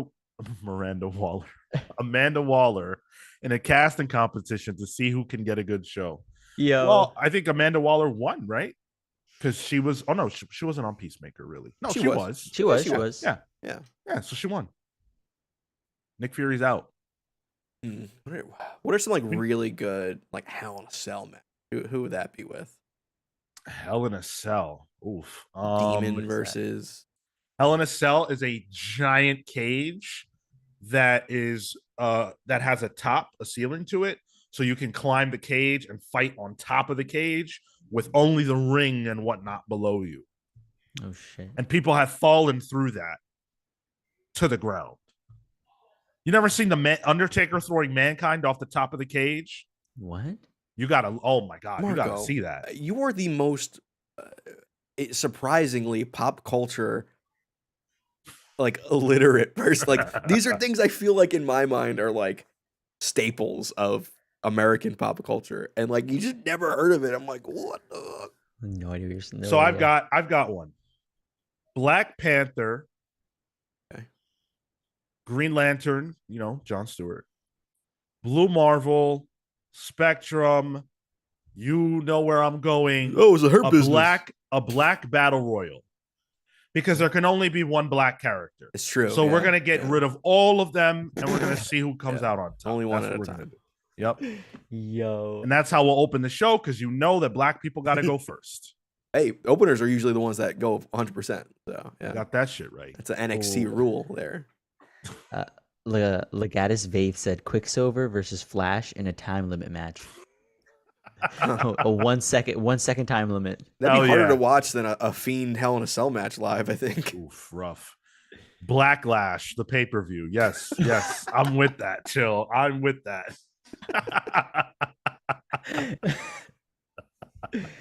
Jason Todd and Damian Wayne versus Miss Marvel and Daredevil in a tag team match in Hell in a Cell.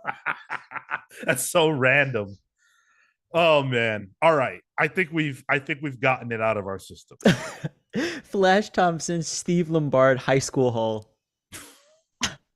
Just duke it out in the fucking by the locker rooms. Riley, I don't know how Marco has never seen that. I don't know. I question things like that a lot with Marco. Thank you guys for participating in that. Yeah. Marco doesn't even see the script for the show until 2 minutes before we go live. Yeah. Before we go live, I'm fixing my camera, and he's like, "Oh, this is what we're doing this week." I'm like, "Yeah." Unreal. Oh boy. Okay. So we had our fun, and we're going to have more fun a little bit later on with the draft, but we do have some news to do. And by the way, if you are watching SummerSlam tonight, tap into our Discord server. I will be there. I'll be, pushing messages out during the show. If you guys want to chit chat about it as we're watching it, I'm totally into that. So if you'll be there, join our Discord and come hang out for that. We got a Loki trailer, Loki season 2. We got our first official, full length trailer. Nice chunky 2-minute trailer. Did you guys catch this? Yeah.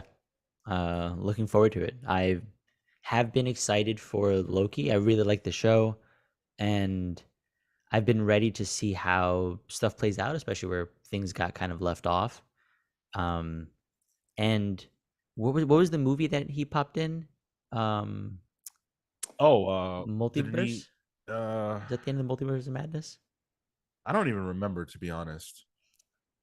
Whatever it was, there was definitely a moment. It was like an extra bit at the end for one of the films, and I want to see how this continues to play out for him, because I'm curious about what the TVA all is and how that connects. Yeah, that was the Quantumania post credits. That was essentially a clip from this season of the show. Right. Yeah. Basically, yeah, that's right.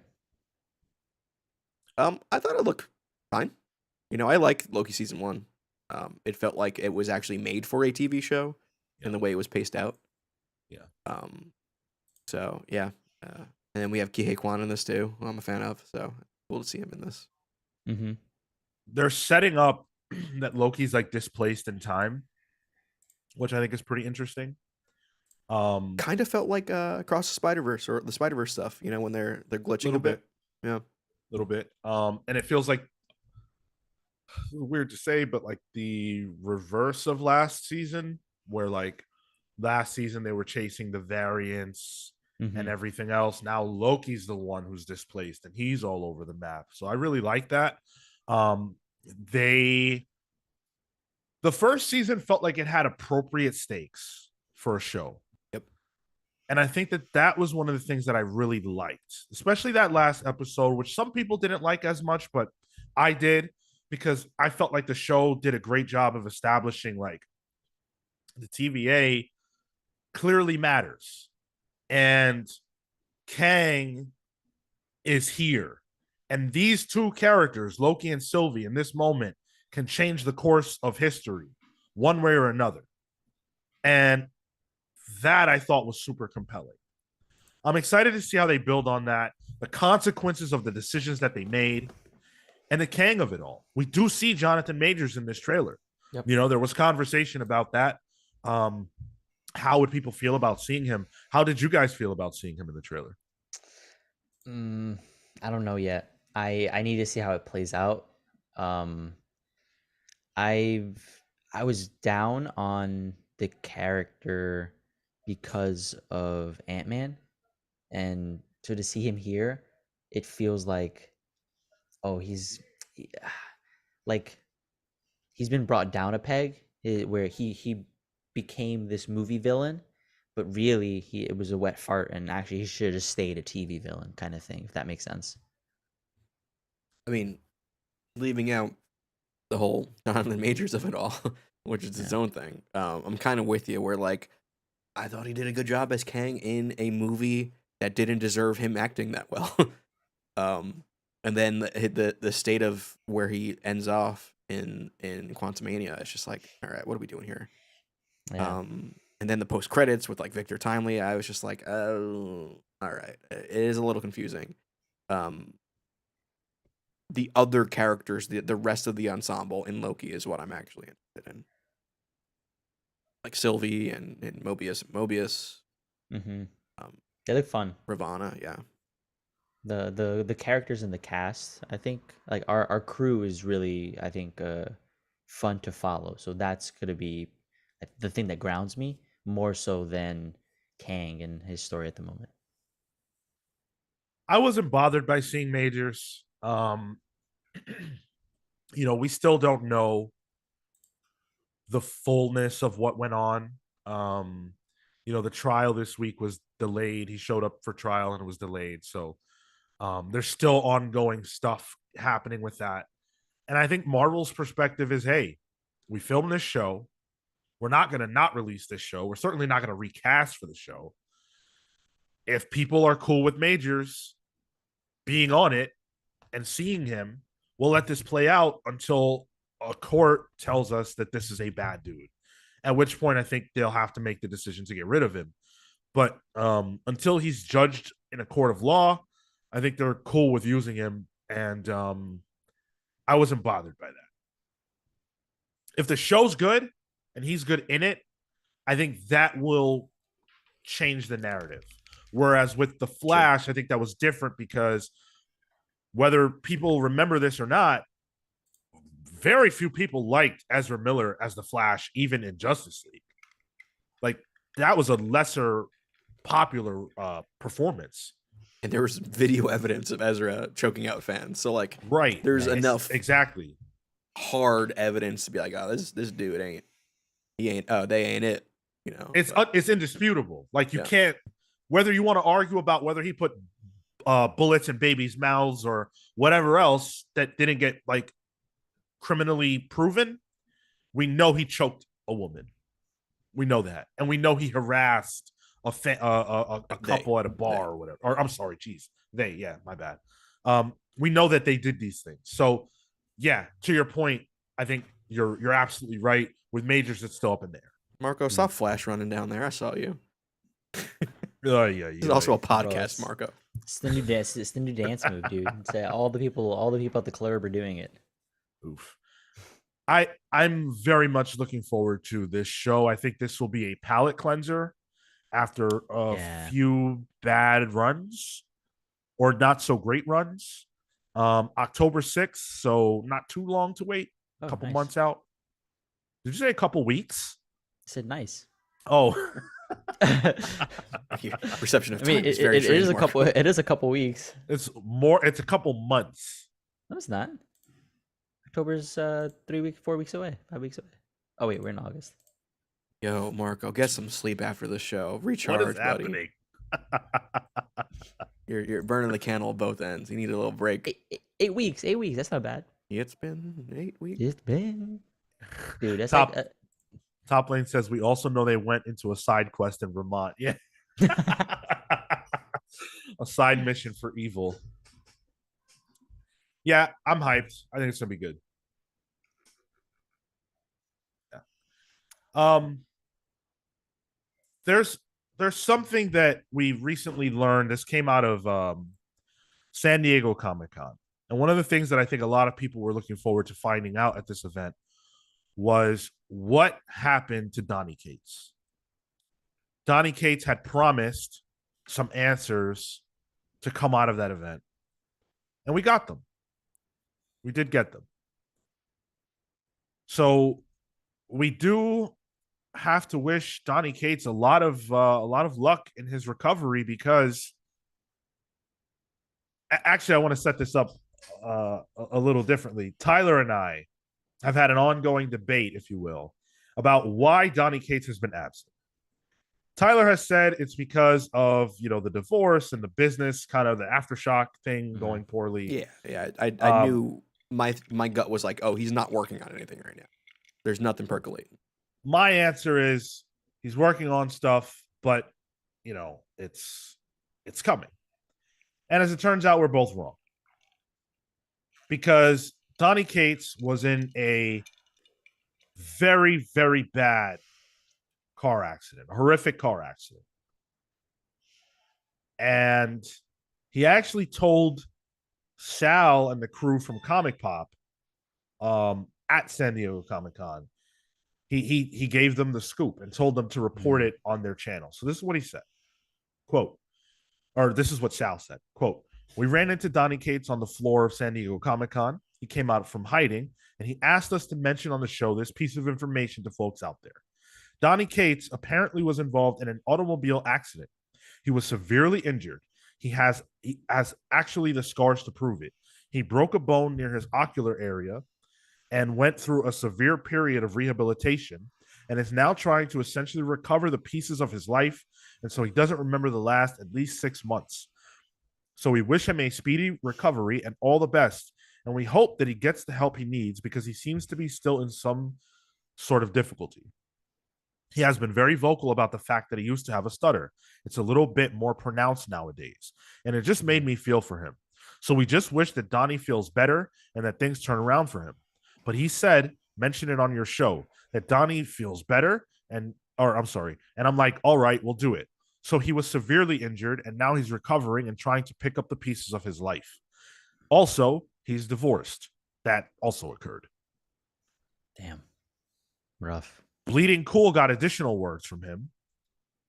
I was in the back seat of a car pulling off the highway when we were hit by a truck from behind, sending my head not just into the middle console, but also my open laptop.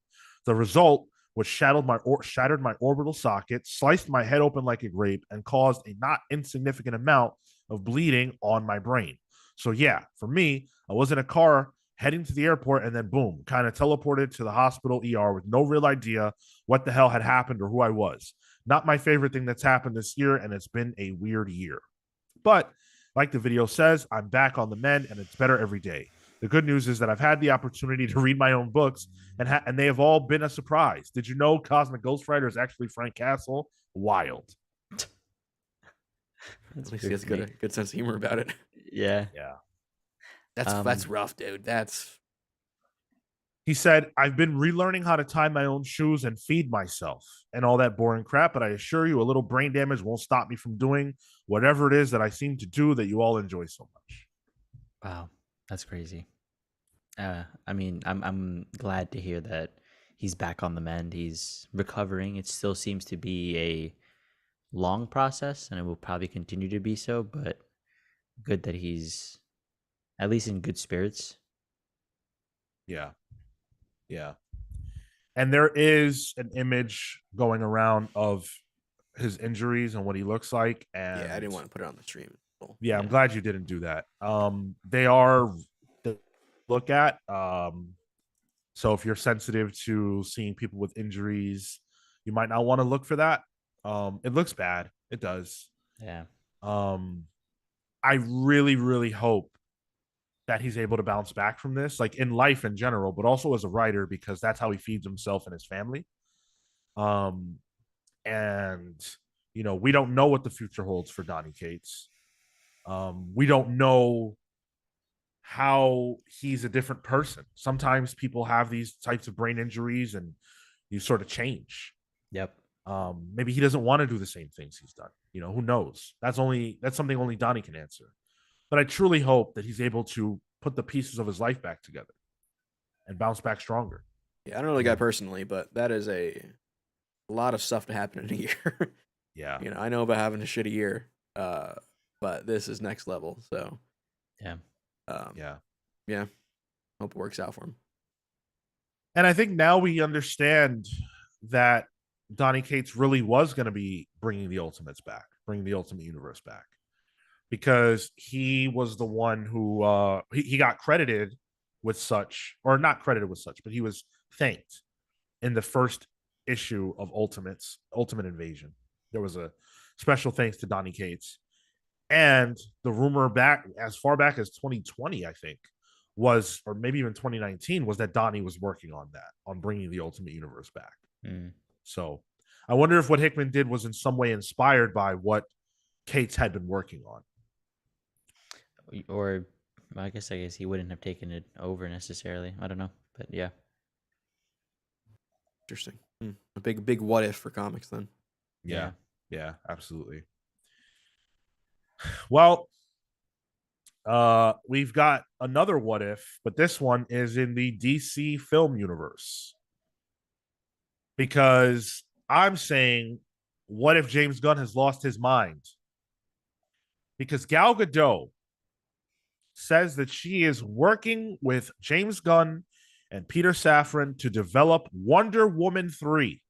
Ooh. Gal Gadot's going to business for herself, brother. Yeah. Yeah. Quote, I love portraying Wonder Woman. It's so close to and dear to my heart. From what I heard from James and from Peter is that we're going to develop Wonder Woman 3 together. It's worth pointing out that this conversation took place before the strike. It was an interview that was released like later on for a movie that for the Netflix movie Heart of Stone. But that's what she said. Yeah. Give it to me. You don't like it? No, Tyler? Hell no. Honestly, I'm okay with putting Wonder Woman on ice for a bit. We just cast Hawkgirl, right? Yeah. Like there are other big female DC characters we can, have fill in those voids. Wonder Woman doesn't have a part in the movies, but I think it's like a Batman, Superman level history. I think the character does, but not necessarily in film. Shit, Harley is bigger. But yeah, I don't. I always found her Wonder Woman to be cold, honestly. So I'm not the biggest fan. I like her. But you I do. See her. I like Gal Gadot a lot, but I'm over it. I think both Wonder Woman movies were bad. I don't like the first one. I thought it was boring. The second one is somehow worse. Wonder Woman 1984 was one of the biggest disappointments I've had in 10 years in film, because I really thought like, okay, first one was rough, but they're going to nail it this time around. We're out of that World War I era. I don't want to see movies in that era. Let's really let's dig in. And they didn't dig in. Cheetah was an abomination. How they did my girl Cheetah dirty. You're not into Kristen Wiig? Real bad. No. Where is she? And even if I was, that CGI fight between her and Wonder Woman at the end of that movie was rough. Terrible. What about the CGI fight at the end of the first movie? Rough. I didn't like that one either. In all scenarios, terrible, dude. I mean, Top Lane. I'm impressed. Is Top Lane, right? Am I right there? Yeah. Okay. He says, I might be alone on this, but Gal is not a good actress. I don't disagree. I don't know if I disagree either. I don't think that's this is gonna get flack, but I don't think that's that big of a deal. I don't think that she was the problem with the movies that she's been in. Yeah. I think she's been given a rough script every single time. All the way back in Batman vs Superman to now, I don't think they've let her really like say the things that feel like Wonder Woman would say. There were occasions where they nailed it, but by and large, she wasn't given much good to do. I wouldn't have been opposed to her getting a proper at bat, but not with Patty Jenkins. Yeah. And not like another war type of movie. And now that we've got a new regime, I want everyone gone. I don't want to go back to her if we're doing something new. That doesn't make sense to me. And it's another thing that's going to cause confusion. How can you have a third part of a movie when we just redid the whole fucking universe? You can't go backwards. Yeah. And I think that's the other piece of it is how connected do they want to make this to the new stuff that they're starting? And I like, as much as she's the only one that I'm okay with being a carryover into the new universe that they're going to set up. Less so for some of the other actors, but I think she's fine to carry over. I don't need them to cast a new Wonder Woman, or at the very least, if they're going to, then put Wonder Woman on ice. Like, then you really give me a good amount of time before you introduce another Wonder Woman. Otherwise, if you're gonna go ahead and do this, I would prefer it be with Gal Gadot. I don't get it. And This and kind of no, smells. Dan, Gunn hasn't talked about it. Gunn's not going to talk about anything that is not in this first chapter. And I think it was pretty explicit that Wonder Woman herself is not among this first group of movies. This smells like Dwayne Johnson talking about Black Adam. Yeah, I was thinking about bringing that up too. But yeah, not specifically the interview, but the fact that it's like, oh, the actor, petitioning for their character to be more prominent in this new era and stuff. But. Yeah. Yeah, Viola Davis is carrying over. I imagine that Margot Robbie will carry over. And like, to be honest, I really would rather just a clean slate. But those two are both tremendous in their role. And I think that, especially in the case of Margot Robbie, is she not one of the biggest actors in Hollywood right now? Yep. You can't get rid of her. Yep. Gal Gadot is a movie star, but I don't know that people are really checking for her like that. And also, the last two Wonder Woman movies are just not good. So why bring that back? I think to redeem it, like you gotta get the character back on good terms with audiences, and I think you're right that she hasn't been given the stuff to work with. She hasn't been set up for success, and with this regime coming in, I think there's a better chance of that now as opposed to prior. And I want to see them test her out, like really give her the shot. But how does that make sense? If this is her third movie, right, and everything that's happened before has happened, right, then they're locked in on those things. But it's a new universe. Don't make me think, Sean. I don't know. Okay, God. That's why they need to stop doing this. The more people they say, yeah, they're carrying over, the more questions that it causes. Yeah. That post-Flash credit scene with Aquaman, I was just like, oh, that was terrible, dude. And I agree with Dan again. Amanda Waller is one thing, Wonder Woman is another.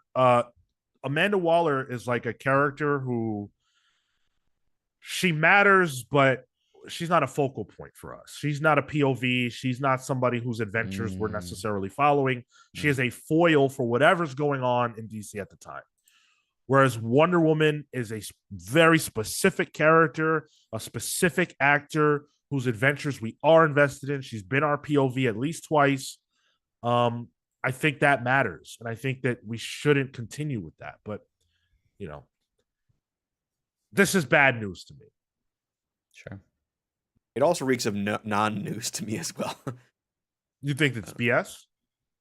I think she's, blowing smoke where there isn't a fire, honestly. But that's not a term of phrase, but you know what I mean. Yeah. And by the way, Henry Cavill just hated, right? Just Warner Brothers Discovery just not loving this man. You, they toyed with his emotions by bringing him back for Black Adam. Then he got fired, but they'll bring back Gal Gadot and Ben Affleck in The Flash. But not, I don't think did Henry Cavill appear at all in The Flash? No, the Superman appears in a news footage thing, but it's far enough away where it's not Cavill. You don't have to, yeah. They showed every other Superman. They got everybody in there. They got Cage. the TV guy. They got Nick Cage. He was never even Superman. They got Christopher Reeves in fucking AI CGI, but they couldn't get Henry Cavill, a living person, just to stand there. This dude is hated. They got Christopher Reeves looking like 2001 Pixar. Like,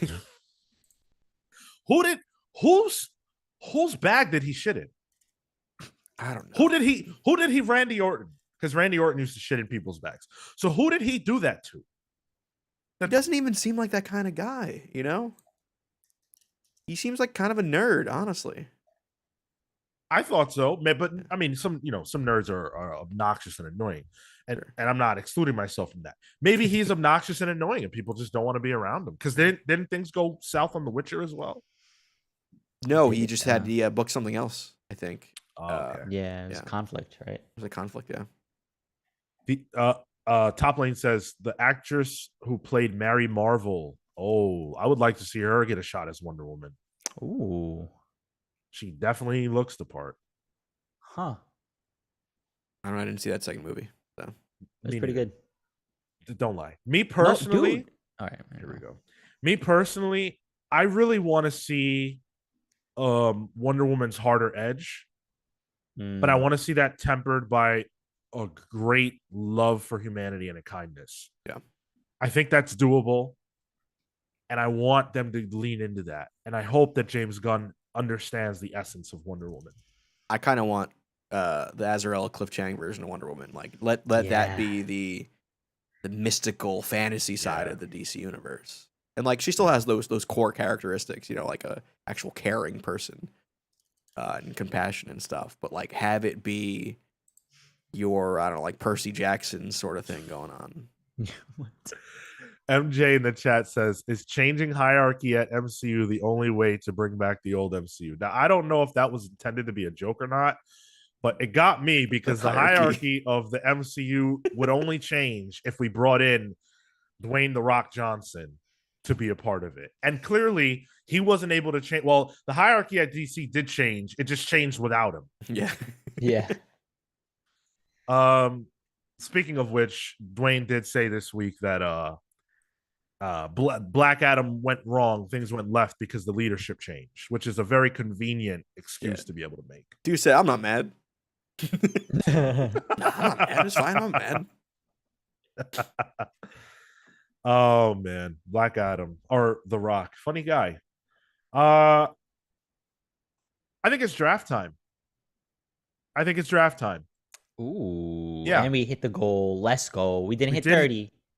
I feel like we should have been able to hit 30. I don't know what's happening in the chat right now. I don't know what's going on with our live listeners, but 30 should have been doable. But we did hit my initial goal of 25. So we will absolutely do a draft. And I thought, in honor of the end of Secret Invasion, which ended with a big ol' CG Super Skrull battle, that we could draft our own Super Skrulls. So we're going to draft a perfect Super Skrull and see which one can win. Now, here are the rules. This will be a little bit different. So Super Skrull is a character, the first one anyway, has the powers of the Fantastic Four. So 4 powers. What? And we're going to do that. We're going to follow suit. Only 4 powers. And not the whole character, just an aspect. So you can't pick, for example, Wolverine and say, this is a bad example because the claws are not his power. Well, I guess they kind of are. The claws are his power. The skeleton isn't. Yeah. Right. You can't pick claws and rejuvenation, his healing factor. You get 1 power per character. So you will end up with 4 powers from 4 different characters. So like technically I could do Spider-Man's Spidey sense, but then I can't also give him this proportional strength of a spider. Correct. Okay, cool. Everybody on board? Yes. All right. Yes. So you guys know the drill. Do you have Fantastic Four dice? I don't. I need to get some. That sucks, man. I wish I did.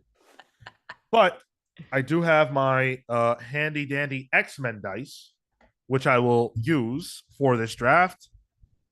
Here we go. So what we're doing right now is we're Mr. Sinister coming up with chimeras, essentially. Yeah, you got that shit right. Whoa. So I got my Avengers dice. I'm going to roll for myself first. I will switch up the order this time around. I rolled a 7. Ooh, okay. I will roll for Tyler now. 4. 10. Oh, let's go, Tyler. The A is a 6, so that's a 10. Nice. And now Marco. For 12. A 10. Oh, Rollies. We gotta do rollies. So I will now Fight roll to the death. I'll roll for Tyler. An 11. Oh, damn. I'll Tyler roll won. for Marco. A 9. So it'll be Finally, Tyler, then Marco, then finally myself. happened. See, you thought they were rigged. Hey, Maybe it's Kel's presence. I don't know. All right. So take it away, Tyler. Right off the bat, and maybe the image that I have here is a little bit of a indicator about what I'm going for here. But I'm gonna go with Black Bolt's supersonic screaming power. Okay. Nice. That also means you okay, yeah, that's fine. Yep. I'm going to go with Magic's Magic. What does that mean? That's such an obtuse one, I feel. She has magic powers, right? You want the teleportation? Do you want the sword wielding? I want powers? the sword wieldy. I'm a Well, little the bit soul sword. iffy on magic just because I don't know what's her mutant power versus what she got out of being trapped in limbo and all that. Yeah, Okay, and also okay, her soul okay. sword. I think we kind of have to eliminate items causing something. Yeah, like Okay. Doctor Strange would not be valid for this, for example. Which he was in Secret Invasion. I agree. I disagree with that. Yeah, But yeah. yeah. So then in that case, give me Iceman's ice powers. Okay. I'm going to say You go twice. Jean Grey's telepathy. Oh, I go twice. Okay. Yeah. Jean Grey's okay. And I'm also going to choose. Jean Grey styes. Can't choose the same character twice. I'm going to choose the Hulk's power, like his strength. Yeah, Okay. the strength of the Hulk. And then I'm gonna pick Cyclops lasers, his eyes. Force Okay. beams. They're force beams. God. Oh my god. Pew pew. All right, so I go twice, right? So all right, I'm gonna go with Cannonball's cannon projectile power. That's so And the unstoppable nature of the Juggernaut. Nope. That comes from the Sidorak gem. Actually, no, Cannonball has that built into his power set with the yeah, he's fine. so that's already in there. Yeah. All right. Give me Give me Professor X's telepathy. Okay. All right, Cannonball, Professor X, and Black Bolt. Mhm. Yeah, it's unlimited propulsion is what Cannonball power is. Then I'll take. So Marco goes twice? No, I no. go- Okay. Only the person in the middle never goes twice in a row. Okay. Yeah. I'm gonna choose in that case. Damn, I'm trying to look what I got. You know what? I said it earlier. Give me Spider-Man Spidey senses. There you So what do I have? I have ice. What are my things right now? You have Iceman, you have Cyclops, and you have Spider-Man Spider Sense. Harris, Juggernaut's not a mutant, so yeah, he has no mutant powers. Yeah. Yeah.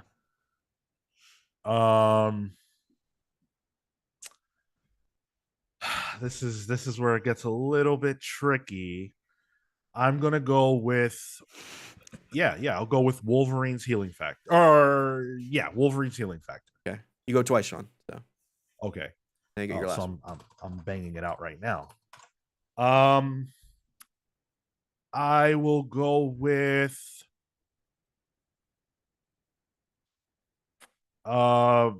shit. Who's this fucking?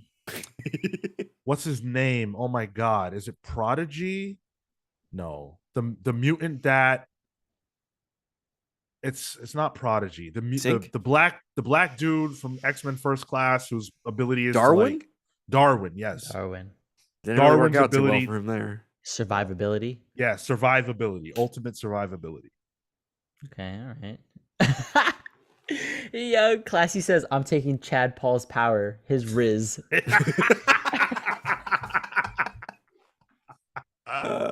That as a power set is just Star Fox, and that is very problematic. Yeah. For my last one, I'm gonna take Deadpool's insanity. Not a power. Okay. In that case, that's a writing trope. In that case, I'm going to take. Well, no, because. Can I give you a suggestion? If you were like Deadpool's insanity, I can give you one that's sort of like an actual power. Is there? Gwenpool's fourth wall breaking is her mutant power. Oh, I want that one. Yeah. I didn't know that was her power. That's cool. Yeah, she can travel through the comic book gutters. That's rad. Okay, I take that. That's my last one. Gwenpool. Okay. So my last one is going to be Sebastian Shaw's energy absorption powers. That's good. I'm going for Human Bullet. Is what I'm going for. Yeah, you're literally a freaking bullet, dude. Yeah. And you're screaming all along the way. Yeah, You're like I'm a bullet gathering energy and just exploding on people. Yeah, you're like Banshee, like Banshee's full potential. I'm going for like an Oppenheimer Skrull. Is what I'm doing. Oh my god. Jesus. Yeah, I'm picking something that just obliterates anything nearby. All right, so we have these are our Super Skrulls. So Marco's Super Skrull has Iceman's mutation, Cyclops' mutation, Spider-Man's spider sense, and Gwenpool's fourth wall breaking. Yeah, which is a mutation. With mutation, yes. I have Jean Grey's telepathy mutation, the Hulk's power, Wolverine's, like as in strength, Wolverine's rejuvenation, and Darwin's survivability. And Tyler has, sorry? You're going to be hard to kill.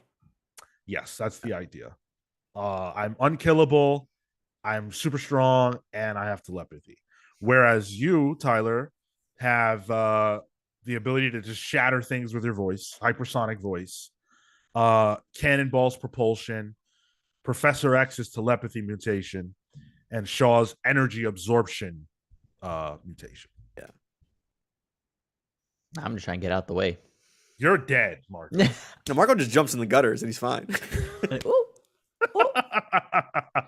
You're absolutely dead. But chat, it's up to you, really, who wins. Man, if only we had art powers ourselves.